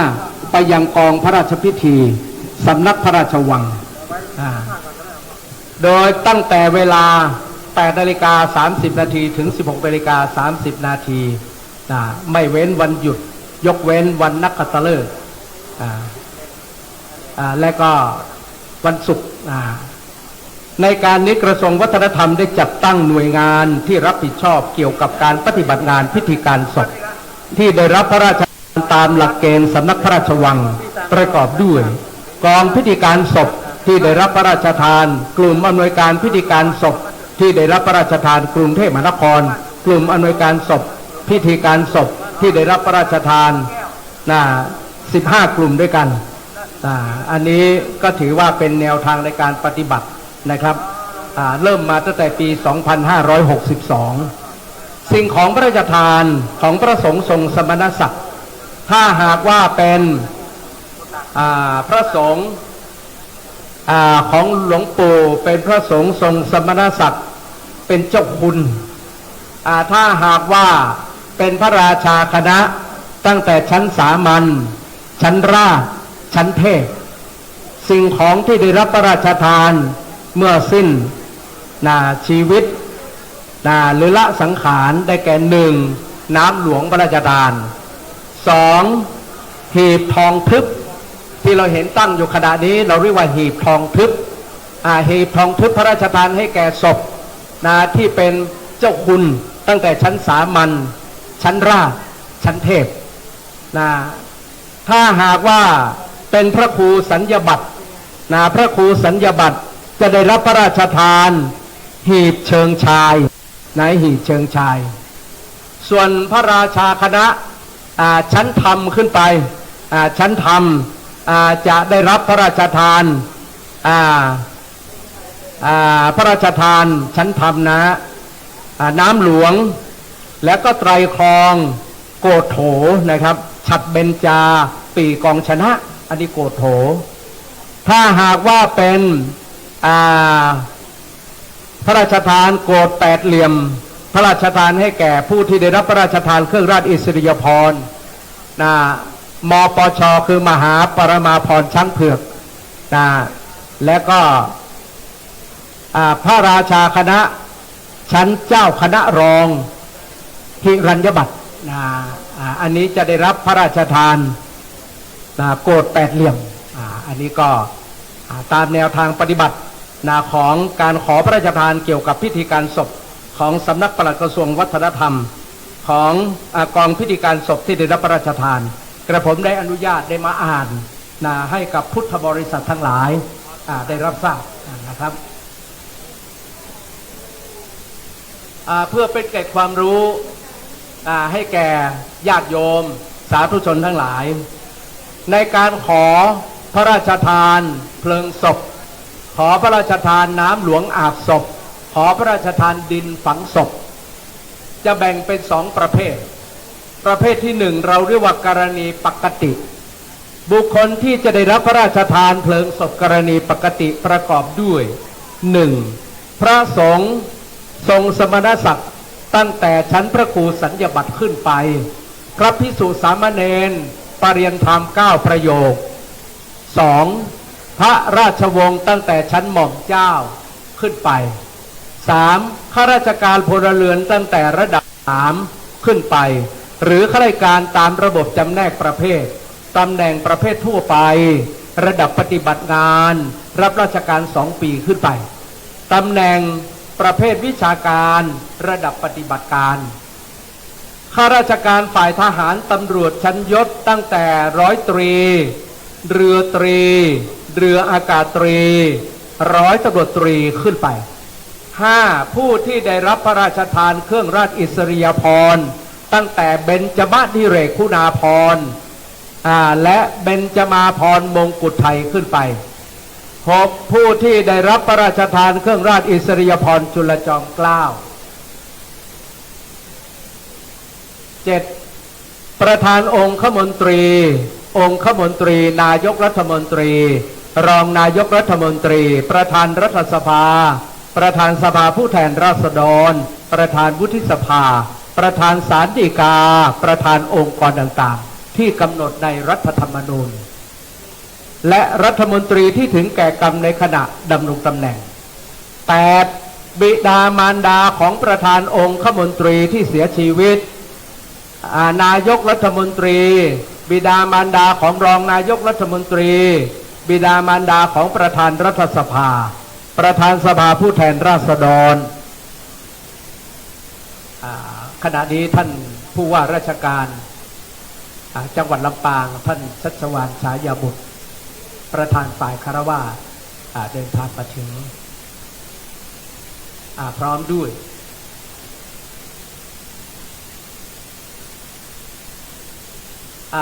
ท่าน นายกเหล่ากาชาดจังหวัดลำปางท่านรองศาสตราจารย์ดร.สุพันธ์นีฉายบุตรได้ให้เกียรติเดินทางมาถึงกับท่านผู้ว่าราชการจังหวัดลำปางในนามของศิษยานุศิษย์พระเดชพระคุณหลวงปู่ขอต้อนรับท่านผู้ว่าราชการจังหวัดลำปางและนายกเหล่ากาชาดจังหวัดลำปางครับ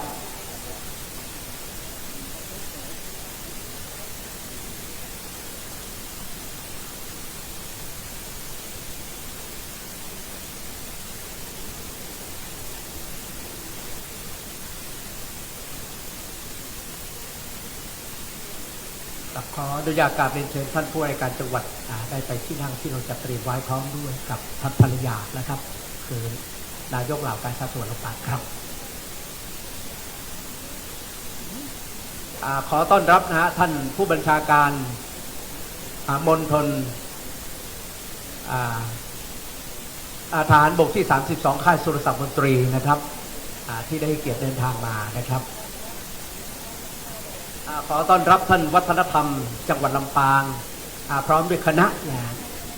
และก็สำนักงานพระพุทธศาสนาจังหวัดลำปางพร้อมด้วยคณะนะครับต้อนรับท่านคลังจังหวัดลำปางครับพร้อมด้วยท่านท้องถิ่นจังหวัดลำปางพร้อมด้วยคณะครับ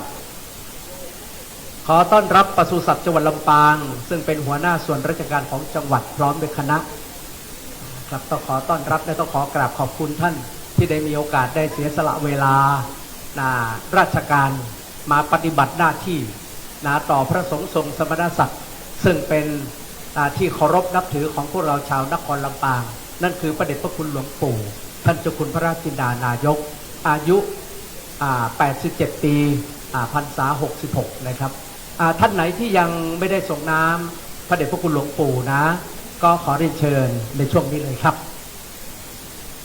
ประเดี๋ยวหลังจากที่ประธานฝ่ายสงฆ์มาเรียบร้อยเราก็จะเข้าสู่พิธีหลวงเลยนะ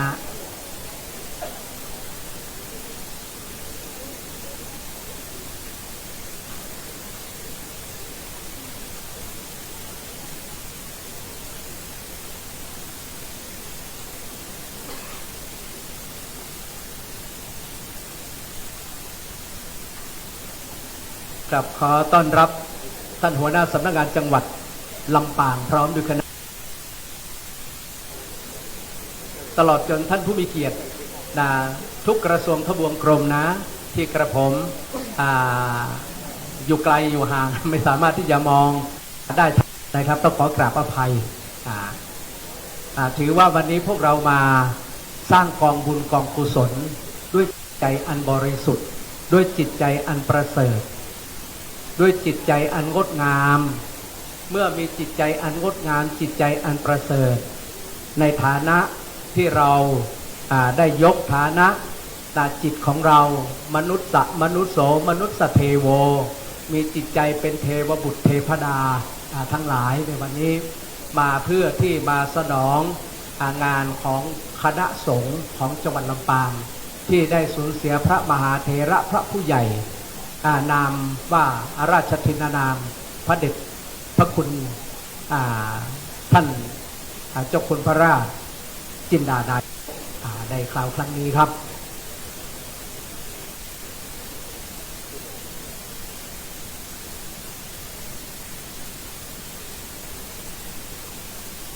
ในนามศิษยานุศิษย์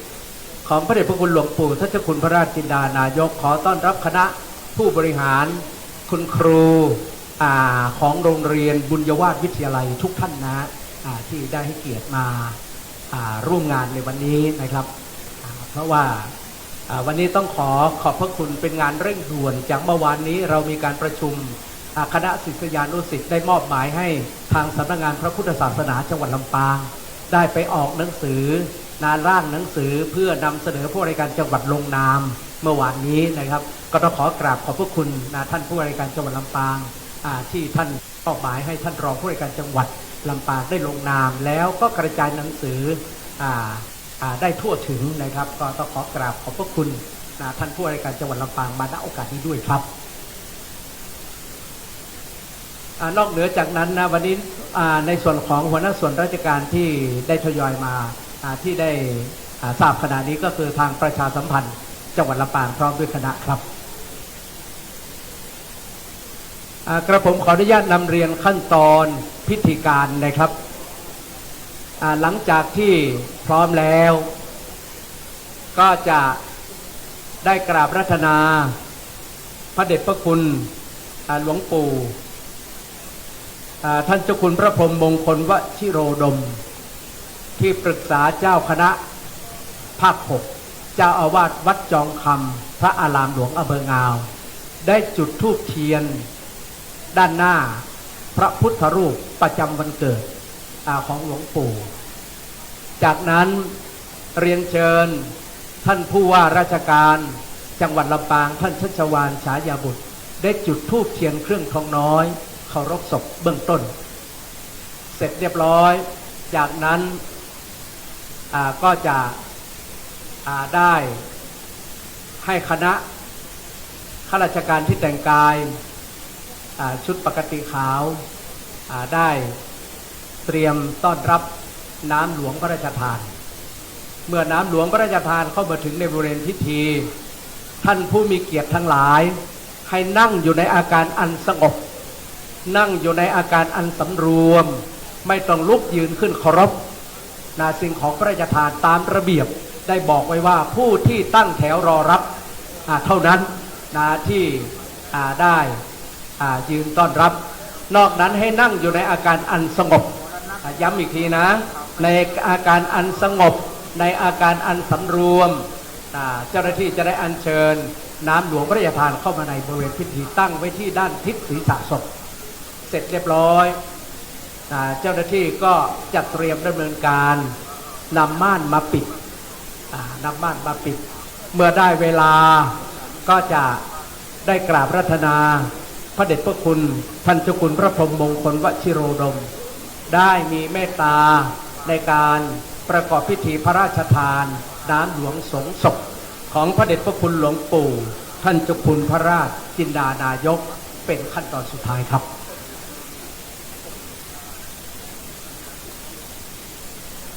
หลังจากที่ประธานฝ่ายสงฆ์ได้พระราชทานน้ำหลวงเรียบร้อย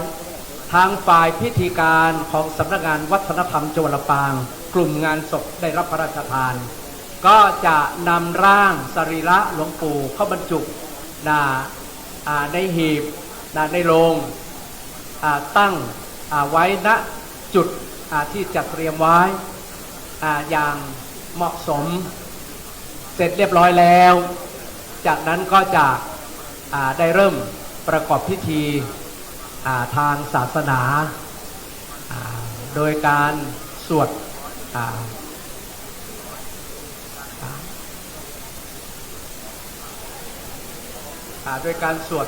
พระอภิธรรม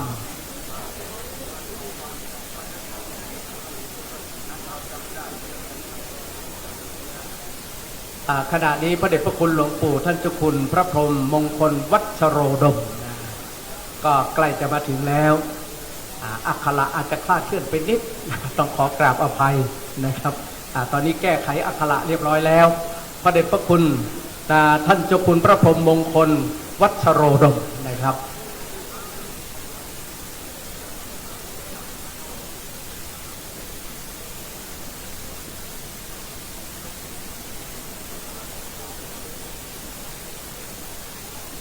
ท่านพุทธบริษัททั้งหลายวิทยาฐานะของหลวงปู่ในครั้งหลังล่าสุดนั้นก็ได้รับพระราชทานดุษฎีบัณฑิตกิตติมศักดิ์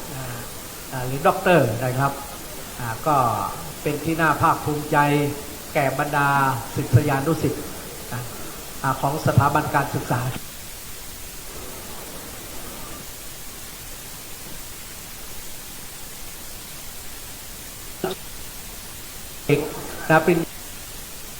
ได้รับพระราชทานกิตติมศักดิ์ตั้งแต่ปริญญาตรี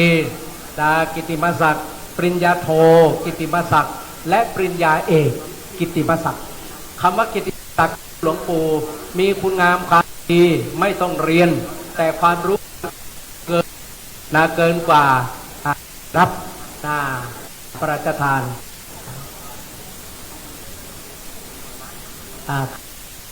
แนวทางในการปฏิบัติที่มอบหมายให้ข้าราชการส่วน ภาคได้ปฏิเช่นเดียวกันกับอย่างทุกประการ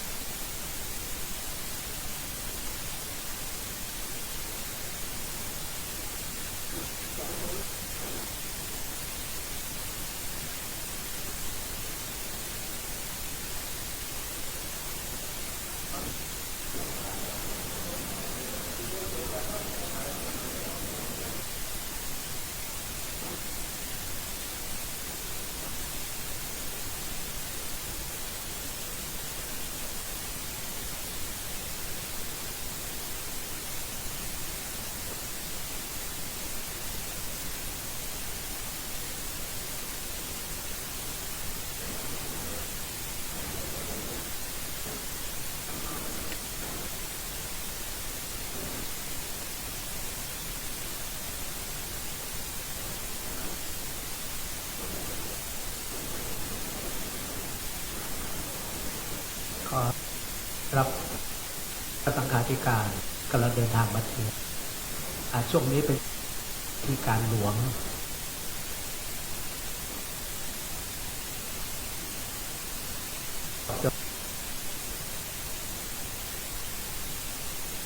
ได้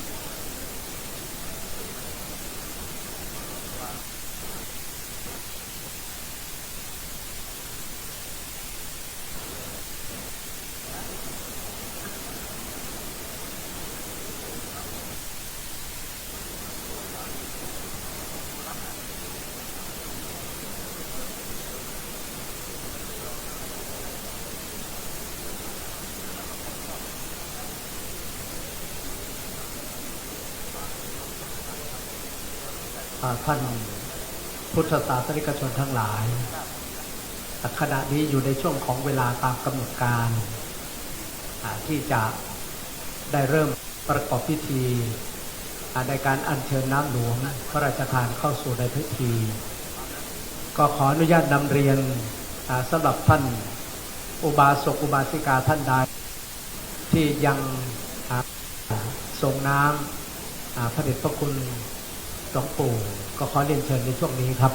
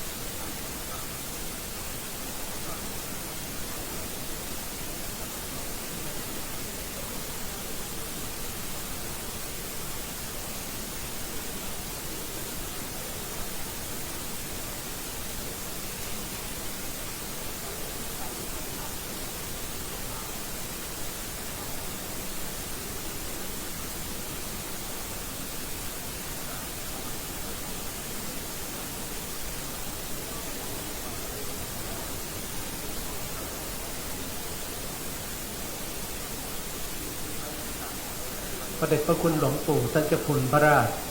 จินดานายกท่าน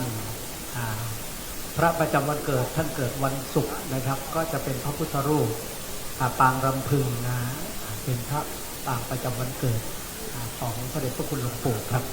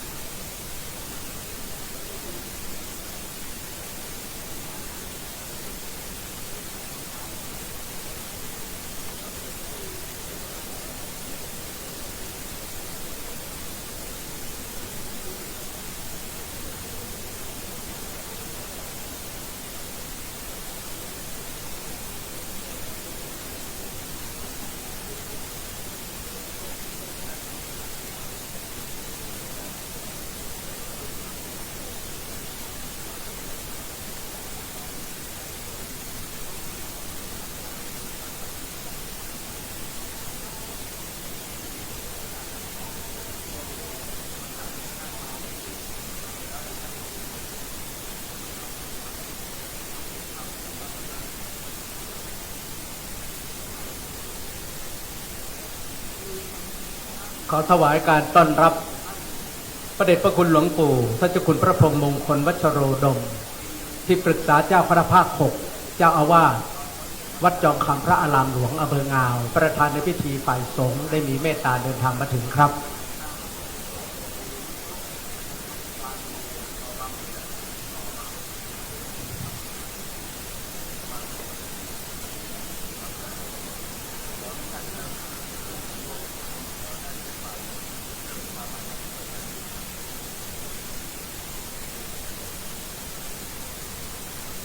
การส่งน้ำของประชาชนและพระภิกษุทั่วไปเรางดแล้วนะครับ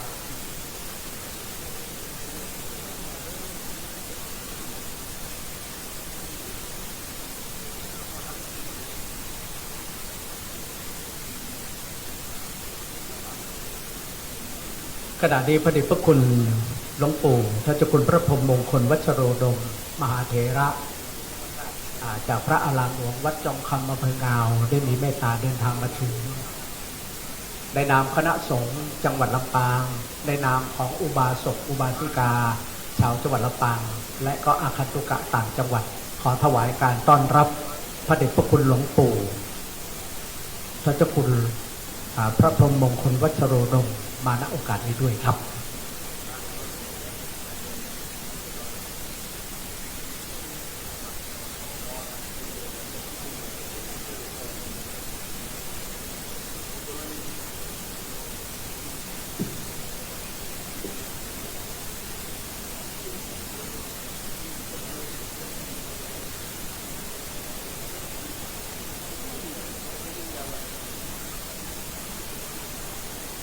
เรียนเชิญข้าราชการแต่งกายชุดปกติขาวไว้ทุกตั้งแถวรอได้เลยครับน้ำหลวงพระราชทานใกล้มาถึงครับ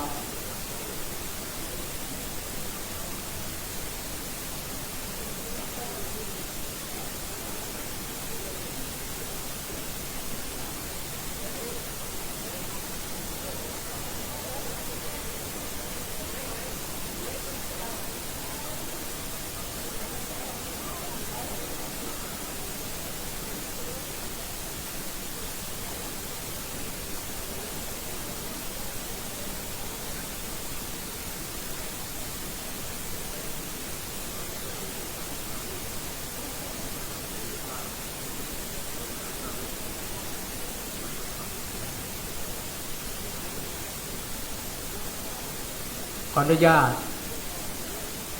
ท่านผู้มีเกียรติทั้งหลายในขณะที่เจ้าหน้าที่อัญเชิญน้ำหลวงพระราชทานเข้ามาถึงบริเวณพิธีตามแนวทางการปฏิบัติผู้ที่ตั้งแถวรอรับได้แก่ข้าราชการที่ยืนตั้งแถวรอรับทั้งหมดนอกนั้นให้นั่งอยู่ในอาการอันสงบนั่งอยู่ในอาการอันสำรวมไม่ต้องลุกยืนขึ้นขออนุญาตนำเรียนนะครับได้เพื่อโปรดทราบครับ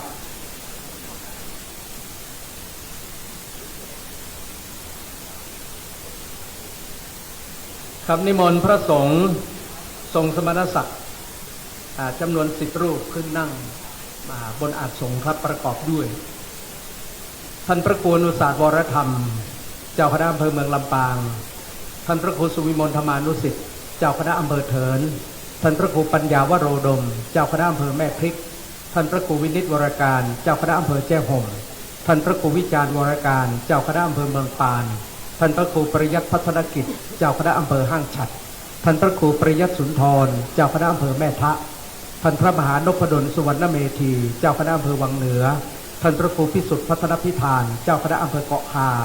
ท่านพระครูสิริรัตนโสภิตรองเจ้าคณะอำเภอเมืองวัดพระแก้วดอนเต้าสุชาดารามครับ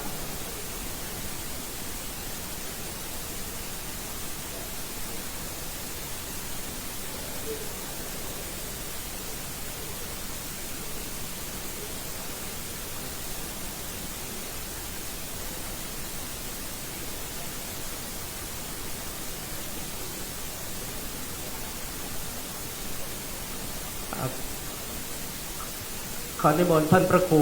วิจารณ์พัฒนกิจเจ้าคณะอำเภอศพปราบนะครับนิมนต์ครับ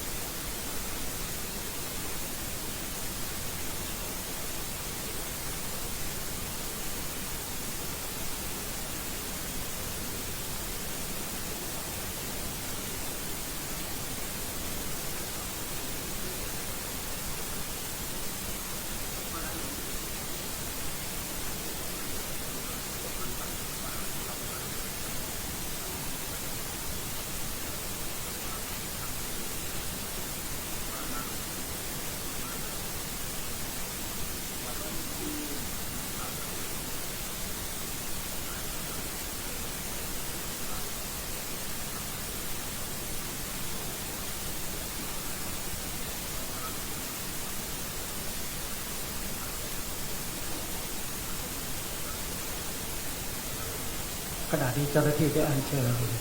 น้ำหลวงพระราชทานเข้าถึงบริเวณพิธีเรียบร้อยครับ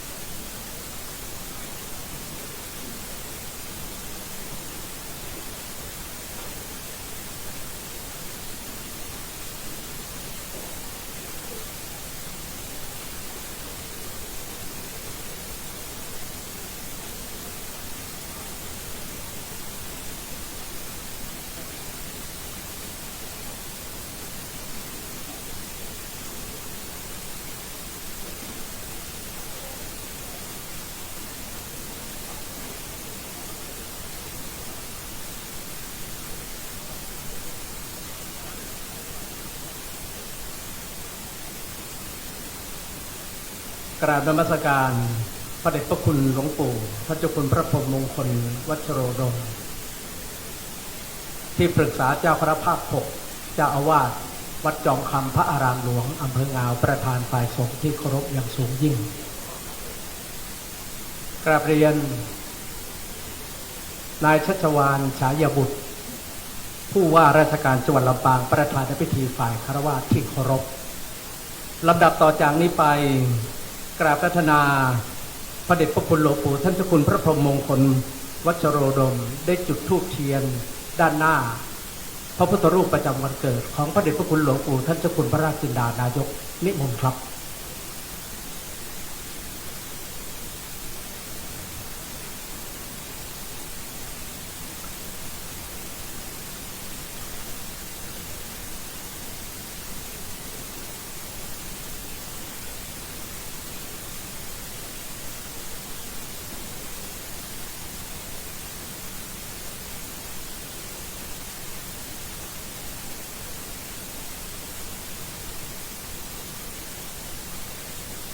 พุทธศาสนิกชนทุกท่านได้โปรดยืนขึ้นครับ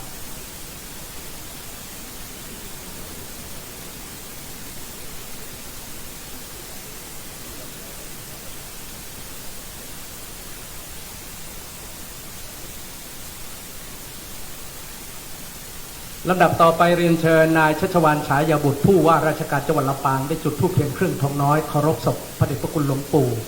ท่านเจ้าคุณพระราชจินดานายกครับ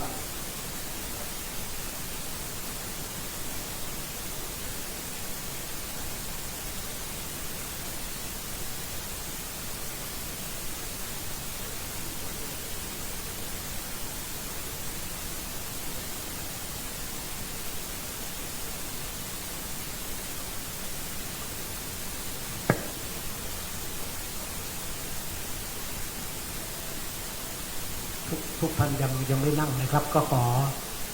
นิมนต์พระภิกษุสามเณรทุกรูปอุบาสกอุบาสิกาได้โปรดยืนขึ้นครับจะประกอบพิธีพระราชทานน้ำหลวง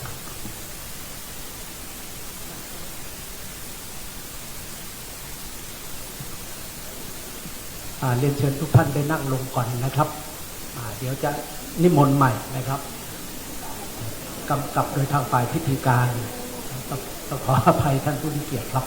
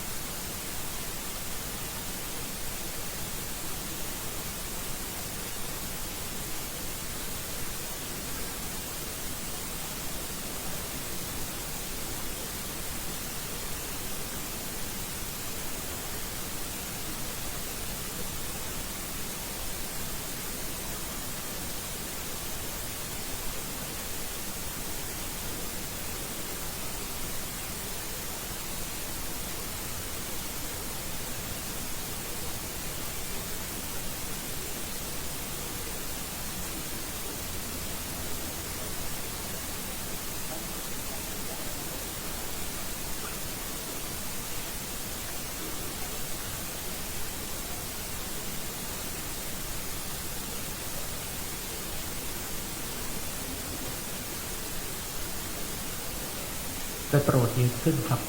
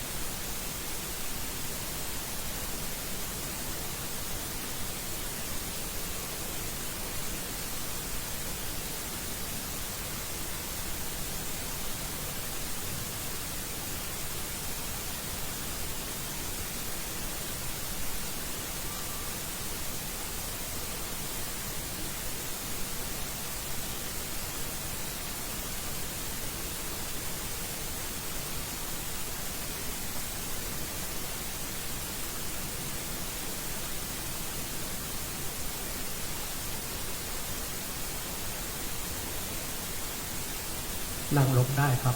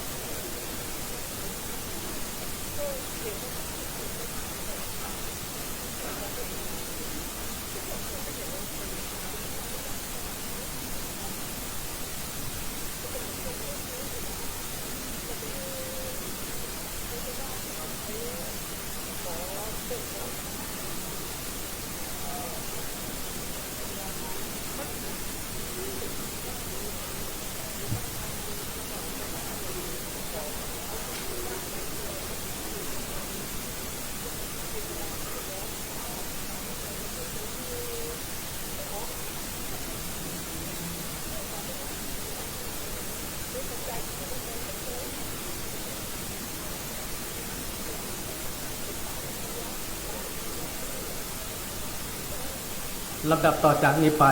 ขอกราบพระธนาพระเดชพระคุณหลวงปู่ทัชคุณพระพรหมมงคลวัชโรดมประธานฝ่ายสงฆ์ด้วยจุดธูปเทียนบูชาพระรัตนตรัย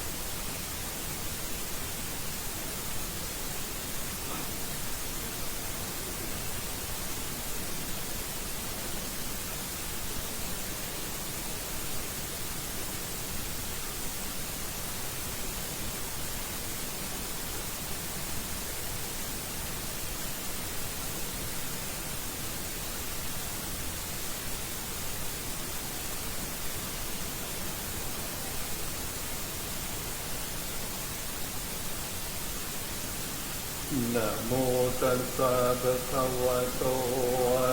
อะระหะโตสัมมาพุทธัสสะนะโมตัสสะภะคะวะโตอะระหะโตสัมมาสัมพุทธัสสะนะโมตัสสะภะคะวะโตอะระหะโตสัมมาสัมพุทธั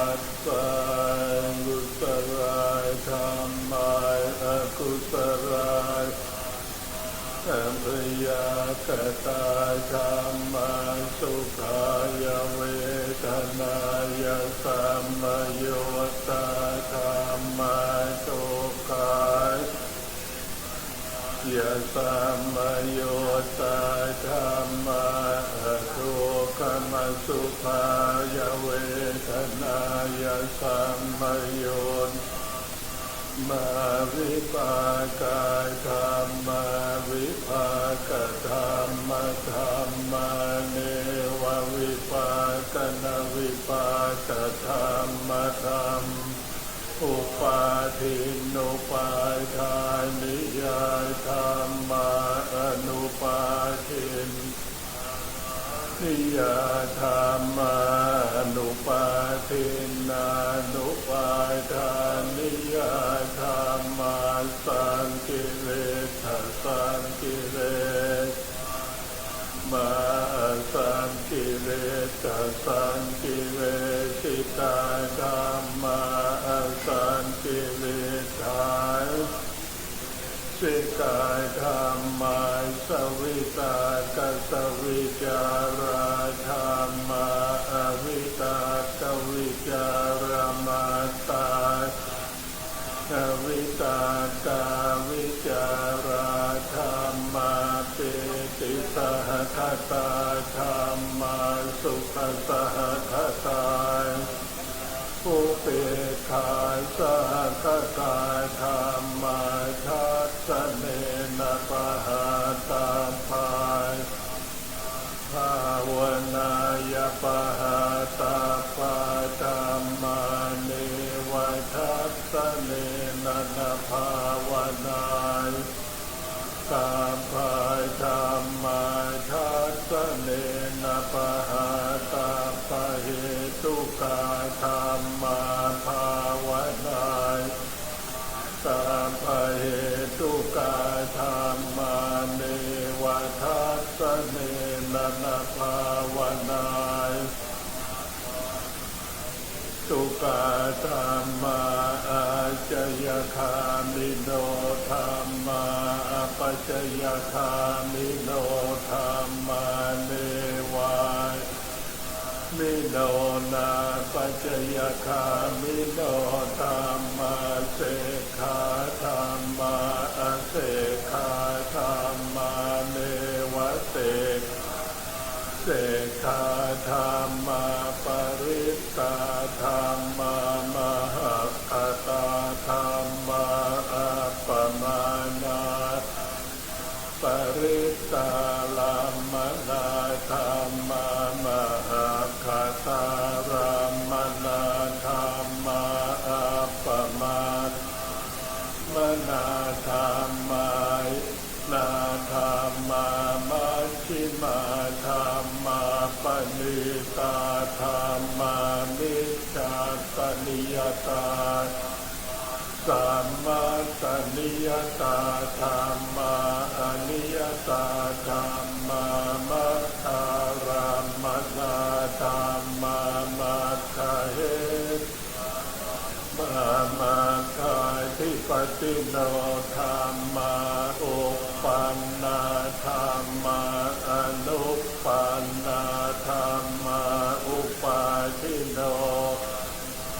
ติตาธรรมาอนาคตาธรรมาปัจจุปันนาธรรมาอติตารัมมนา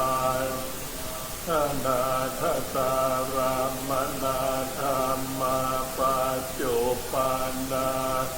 มนาธรรมาอาชัตตาธรรมาปหิทธาธรรมาอาชัตตาปหิทธาอาชัตตารัมมนาธรรมาปหิทธารัมมนาธรรมาอาชัตตาปหิทธาธรรมาสนิทาสนะสัพปติคาธรรมาอนิทาสนะสัพปติคานิทาสนะปฏิคาธรรมาเหตุปัจจโยอารัมมณปัจจโย ปัจจโยสมนันนรปัจจโยสหชาตปัจจโยอัญญมัญญปัจจโยจโยอุปนิสัยปัจจโยปุเรชาตปัจจโยปัจฉาชาตปัจจโยจโยกรรมปัจจโยวิปากปัจจโยอาหารปัจจโยอินทรียปัจจโยฌานมัคคปัจจโยสัมมโยตปัจจโยวิปโยตปัจจโยอธิปัจจโยวิคตปัจจโยอวิคตปัจจโยขณะที่พระสงฆ์ได้สวดปาติกาจบสิ้นเรียบร้อยต่อจากนี้ไปเรียนเชิญท่านผู้มีเกียรติ10 ท่านที่จะเป็นตัวแทนทอดผ้าบังสุกุลหลังจากที่กระผมได้อ่านเรียบร้อยแล้วก็ขอความกรุณาท่านได้ขึ้นมาพร้อมกันรับผ้าไตรจากทางเจ้าหน้าที่ดังมีรายนามต่อไปนี้เรียนเชิญนายชัชวาลฉายบุตรผู้ว่าราชการจังหวัดลำปางพลตรีพรชัยนพรัตน์ผู้บัญชาการมณฑลทหารบกที่32ค่ายสุรศักดิ์มนตรีท่านที่3สุภาพรจุลสุภาคลังจังหวัดลำปางท่านที่4เรียนเชิญคุณกรวรรณสุมมาศวัฒนธรรมจังหวัดลำปางท่านที่5เรียนเชิญคุณสอนทีปฏิมากรปศุสัตว์จังหวัดลำปางท่านที่6เรียนเชิญ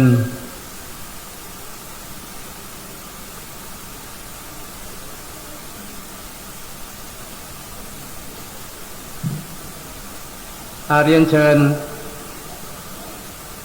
ดร.วิเชียรวงศ์วรรณรองอธิการบดีมหาวิทยาลัยการกีฬาแห่งชาติประจำวิทยาเขตลำปางเรียนเชิญพลตำรวจตรีสมพงษ์สวนครามดีหัวหน้าสำนักงานกองทุนพัฒนาไฟฟ้าโรงไฟฟ้าแม่เมาะเรียนเชิญว่าที่ร้อยตรีประเชืองฉัตรอินตาปฏิรูปที่ดีจังหวัดลำปางครับ10 ท่าน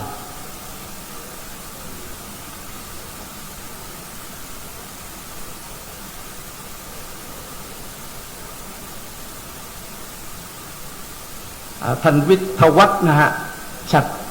ท่านวิทยวัฒน์อัจฉริยะฉัตรานะครับท้องถิ่นจังหวัดลำปางครับอีกท่านหนึ่งครับและท่านสอนทีปฏิมากรนะเมื่อกี้ผมอ่านไปแล้วนะครับครับเรียนเชิญครับ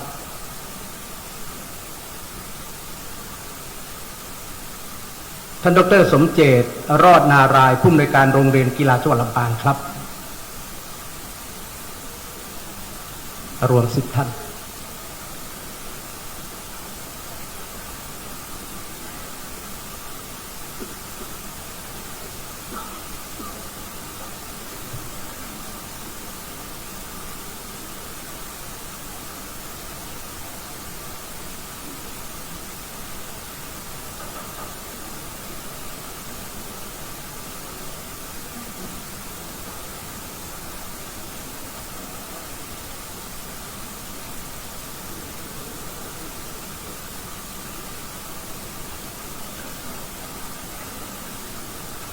นิมนต์พระสงฆ์พิจารณาครับ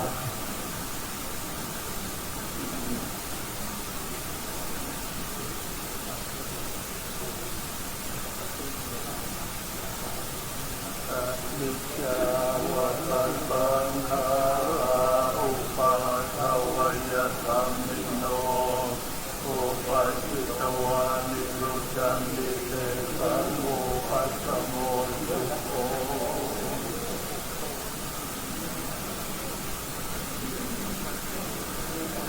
ยะถาวาริวหาปุราปริปุเรนติสาครัง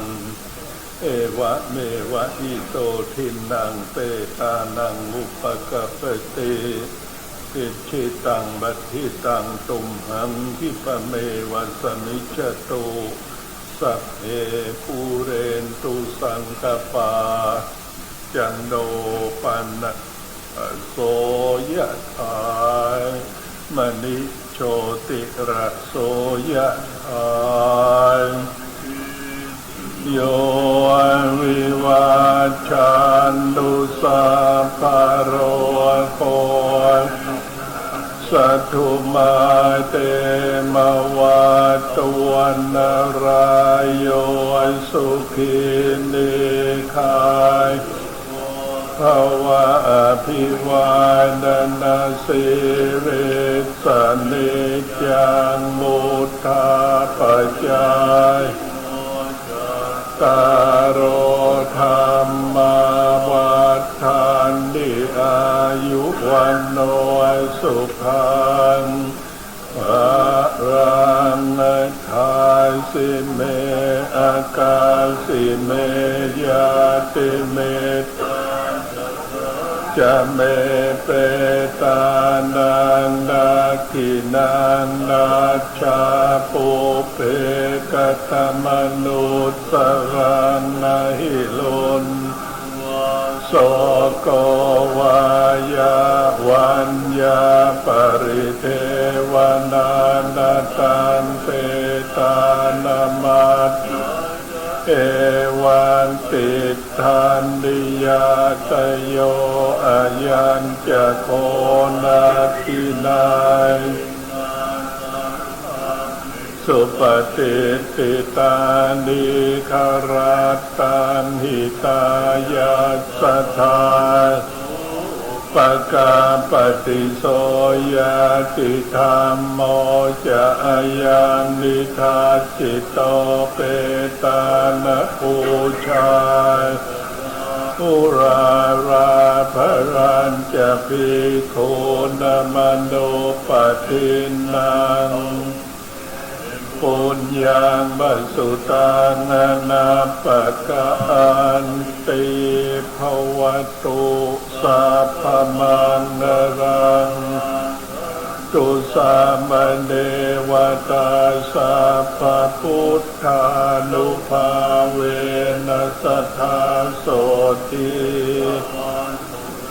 ภวตุสัพพมังรังราคันตุสัพพเทวตาสัพพธรรมัยเนสัทธาโสติมวันตุเตภวตุสัพพมังรังราคันวัตตาสัมปสังฆานุภาเวนัสทธาโสติภาวันตุเตขณะนี้ประสงค์ได้อนุโมทนาเสร็จสิ้นเรียบร้อยในชุดแรกต่อไปจะเป็นชุดพระพิธีธรรมจะเป็นพระพิธีธรรมสวดทำนองหลวงต่อครับ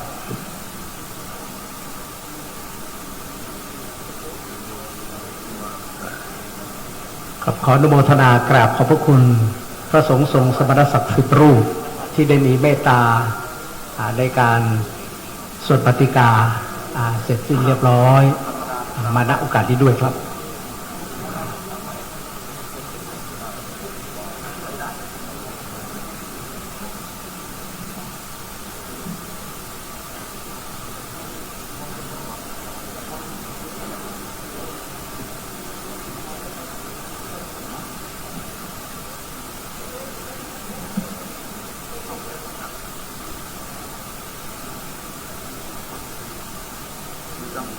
มาบ่อยจะไม่บ่อยต้องมาบ่อยไม่ใช่คนรู้ว่าคือมามันใช่ไม่มาวัดนี้ไม่มีถามมีองค์ไทย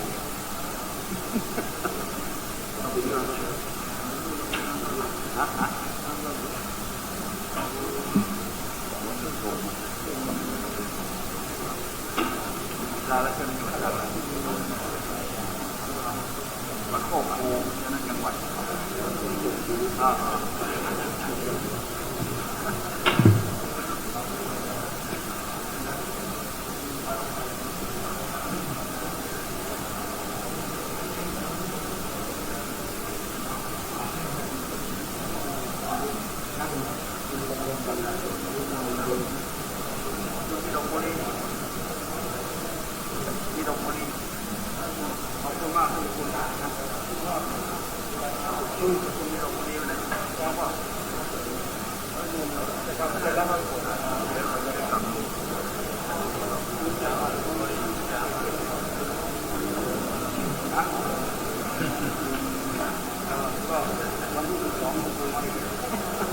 ในส่วนของอุบาสกอุบาสิกาเราจะได้ฟังในการสวดทำนองหลวงจะใช้เวลาไม่กี่นาทีครับ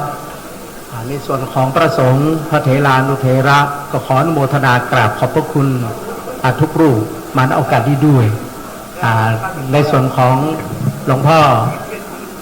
เจ้าคณะจังหวัดลำปางหลวงพ่อรองเจ้าคณะจังหวัด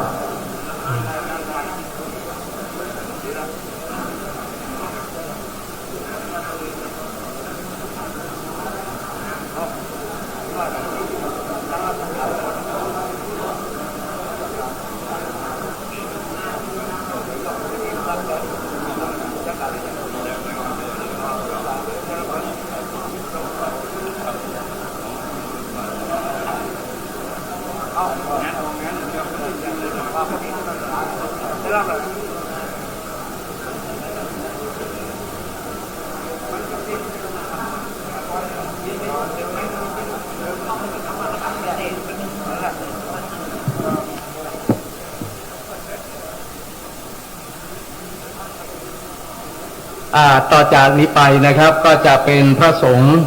4 รูปที่จะได้สวดพระพิธีธรรมจะใช้เวลาประมาณ15 นาทีนะครับสำหรับในการจุดธูปเทียนบูชาพระอภิธรรมในนามศิษยานุศิษย์ก็จะขออนุญาตกราบเรียนเชิญท่านผู้ว่าการจังหวัดลำปางจะได้เป็นตัวแทนของพวกเราทั้งหมดได้จุดธูปเทียนบูชาพระอภิธรรมนะครับถ้าเจ้าหน้าที่พร้อมแล้วเดี๋ยวสักครู่จะได้ขออนุญาตท่านผู้ว่าการจังหวัดได้มาประกอบพิธีในการจุด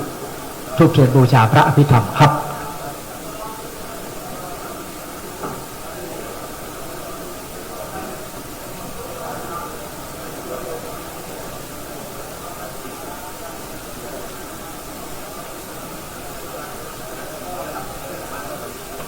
ครับขออนุญาตกราบเรียนเชิญท่านผู้ว่าการจังหวัดลำปางได้เป็นประธานฝ่ายคฤหัสถ์ได้เป็นประธานในการจุดธูปเทียนบูชาพระอภิธรรมเรียนเชิญครับ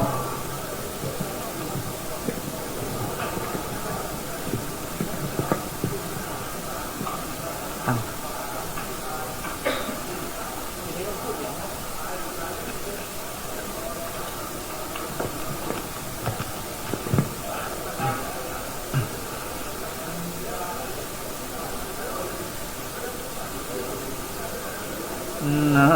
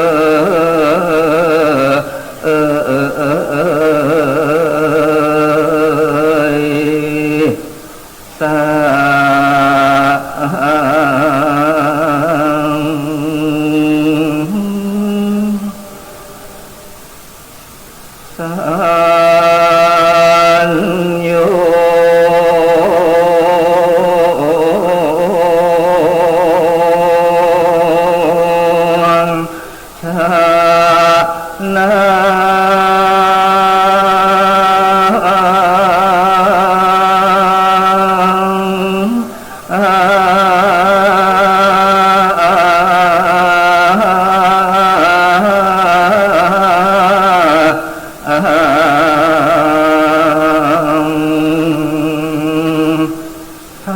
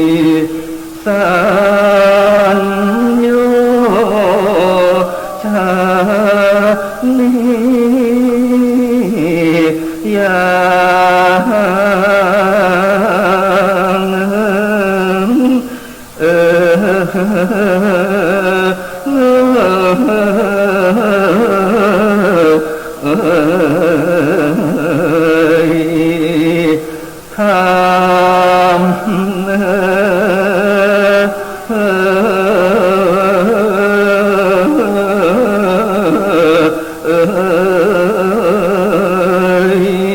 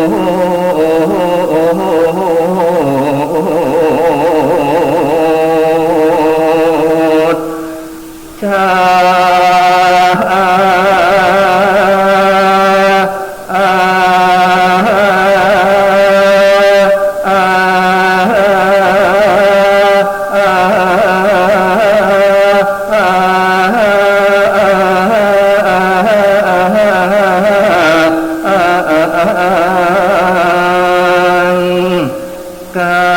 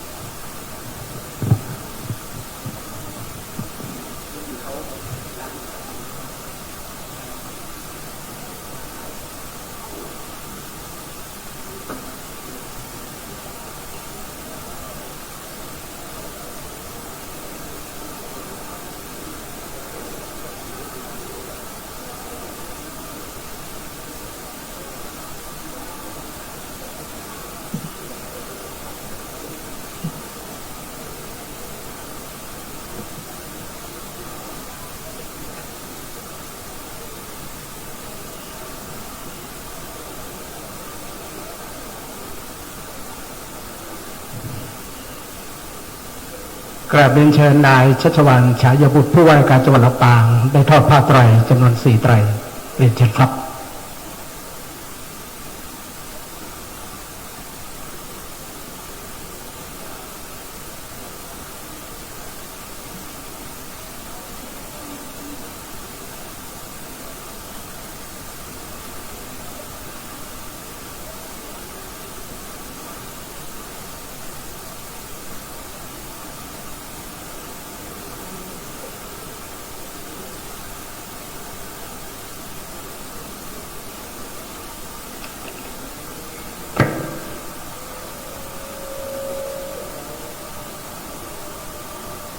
อนิจจาวัตสังขาราอุปาทวยธรรมิโน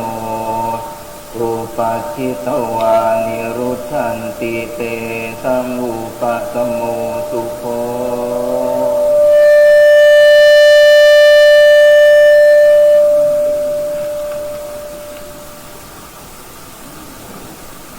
ยะถาวาริวหาปุราปาริปุเรนติสาภรังเอวะเมวะอิโตทินังเปตานังอุปกัปปติอิจิตังปัจจิตังตุมหังคิปะเมวะสมิจฉตุสัพเพปุเรนตุสังกัปปาจันโทปนรโสยถามณิโชติระโสยถาวิวัชชันตุสัพพะโรโควินาศตุมาเตภวัตวันตรายโยสุขีทีขายุโกภวสัพพิติโยวิวัชชันตุสัพพะโรโควินาศตุมาเตภวัตวันตรายโยสุขีทีขายุโกภวสัพพิติโยวิวัชชันตุสัพพะโรโควินาศตุมาเตภวัตวันตรายโยสุขีทีขายุโกภวะอภิวาทนาสิลิสัมนิจจังวุฒาปัจจายโนจัตตารโอธรรมาวัฏฐานติอายุวันโนสุขังภาลังอัฏฐาสิเมอากาสิเมยาติมิตตาสคาจเมเปตานังทาทินังทัจฉาปุเพกตัมมนุสสรังนาหิรุณนางวาโสโกวายาวันโ ยามปริเทวนานาตังเปตานามัสหายะเอวังติทันติยาตโยอายัญจะโพธาหินาทินนาสังคัมหิสุปฏิทิตาทิคารัตตังหิตายาสัทธานาโสอุปกัปปฏิโสยาติธรรมโมจะอายังนิทัสสิโตเปตานปูชาจักตาอุลาราพลังจะภิกขุนัมมนุปทินนางตุมเหปุญญังปสุตังอนาปการสิภวตุสัพพมังคลังราการตุสัพพเทวตาสัพพพุทธานุภาเว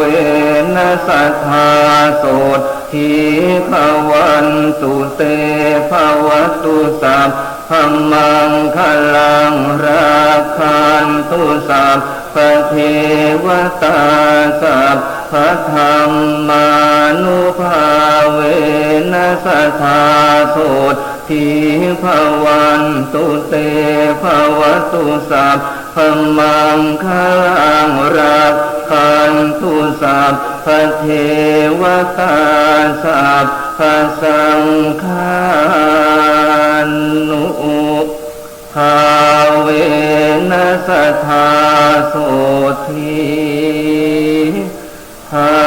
วันตุเตสาธุขณะนี้พระสงฆ์พระพิธีธรรมได้เสร็จสิ้นเรียบร้อยในนามของศิษยานุศิษย์ต้องขออนุโมทนากราบขอบพระคุณพระเดชพระคุณหลวงพ่อท่านเจ้าคุณพระจินดารัตนาภรณ์เจ้าคณะจังหวัดลำปางพระเดชพระคุณท่านเจ้าคุณพระวิสุทธิธรรมภิราชรองเจ้าคณะจังหวัดลำปางเจ้าคณะอำเภอทุกอำเภอรองเจ้าคณะอำเภอทุกอำเภอ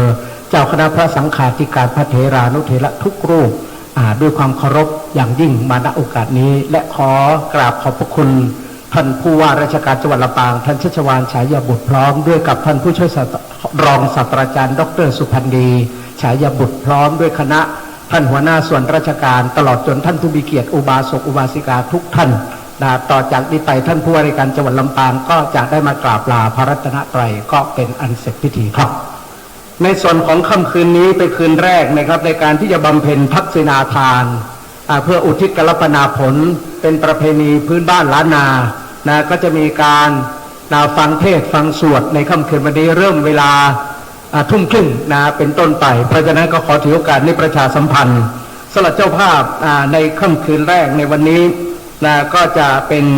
คณะของศิษยานุศิษย์และญาติพี่น้องของพระเดชพระคุณหลวงปู่นะครับเราจะมีสวดทุกคืนไปถึงวันที่12ครบ7วันภาคเช้าก็จะมีการทำบุญสัปตมวานทำบุญครบรอบ7วันแล้วจากนั้นก็จะประกาศเป็นระยะไปนะครับทุกคืนขอทุกท่านเดินทางโดยสวัสดิภาพนะครับในนามของศิษยานุศิษย์คณะญาติโยมพี่น้องชาวบ้านเจดีย์สาวหลังชาวบ้านหม้อตำบลต้นธงชัยต้องขอกราบขอบพระคุณท่านผู้ว่าราชการจังหวัดตลอดจนท่านนายกเหล่ากาชาติท่านนายกเทศมนตรีท่านสจ.สมาชิกองค์การบริหารส่วนจังหวัดเขตตำบลต้นธงชัยตลอดจนหัวหน้าส่วนราชการพี่น้องประชาชนขอทุกท่านเดินทางโดยสวัสดิภาพกราบขอบพระคุณทุกท่านครับ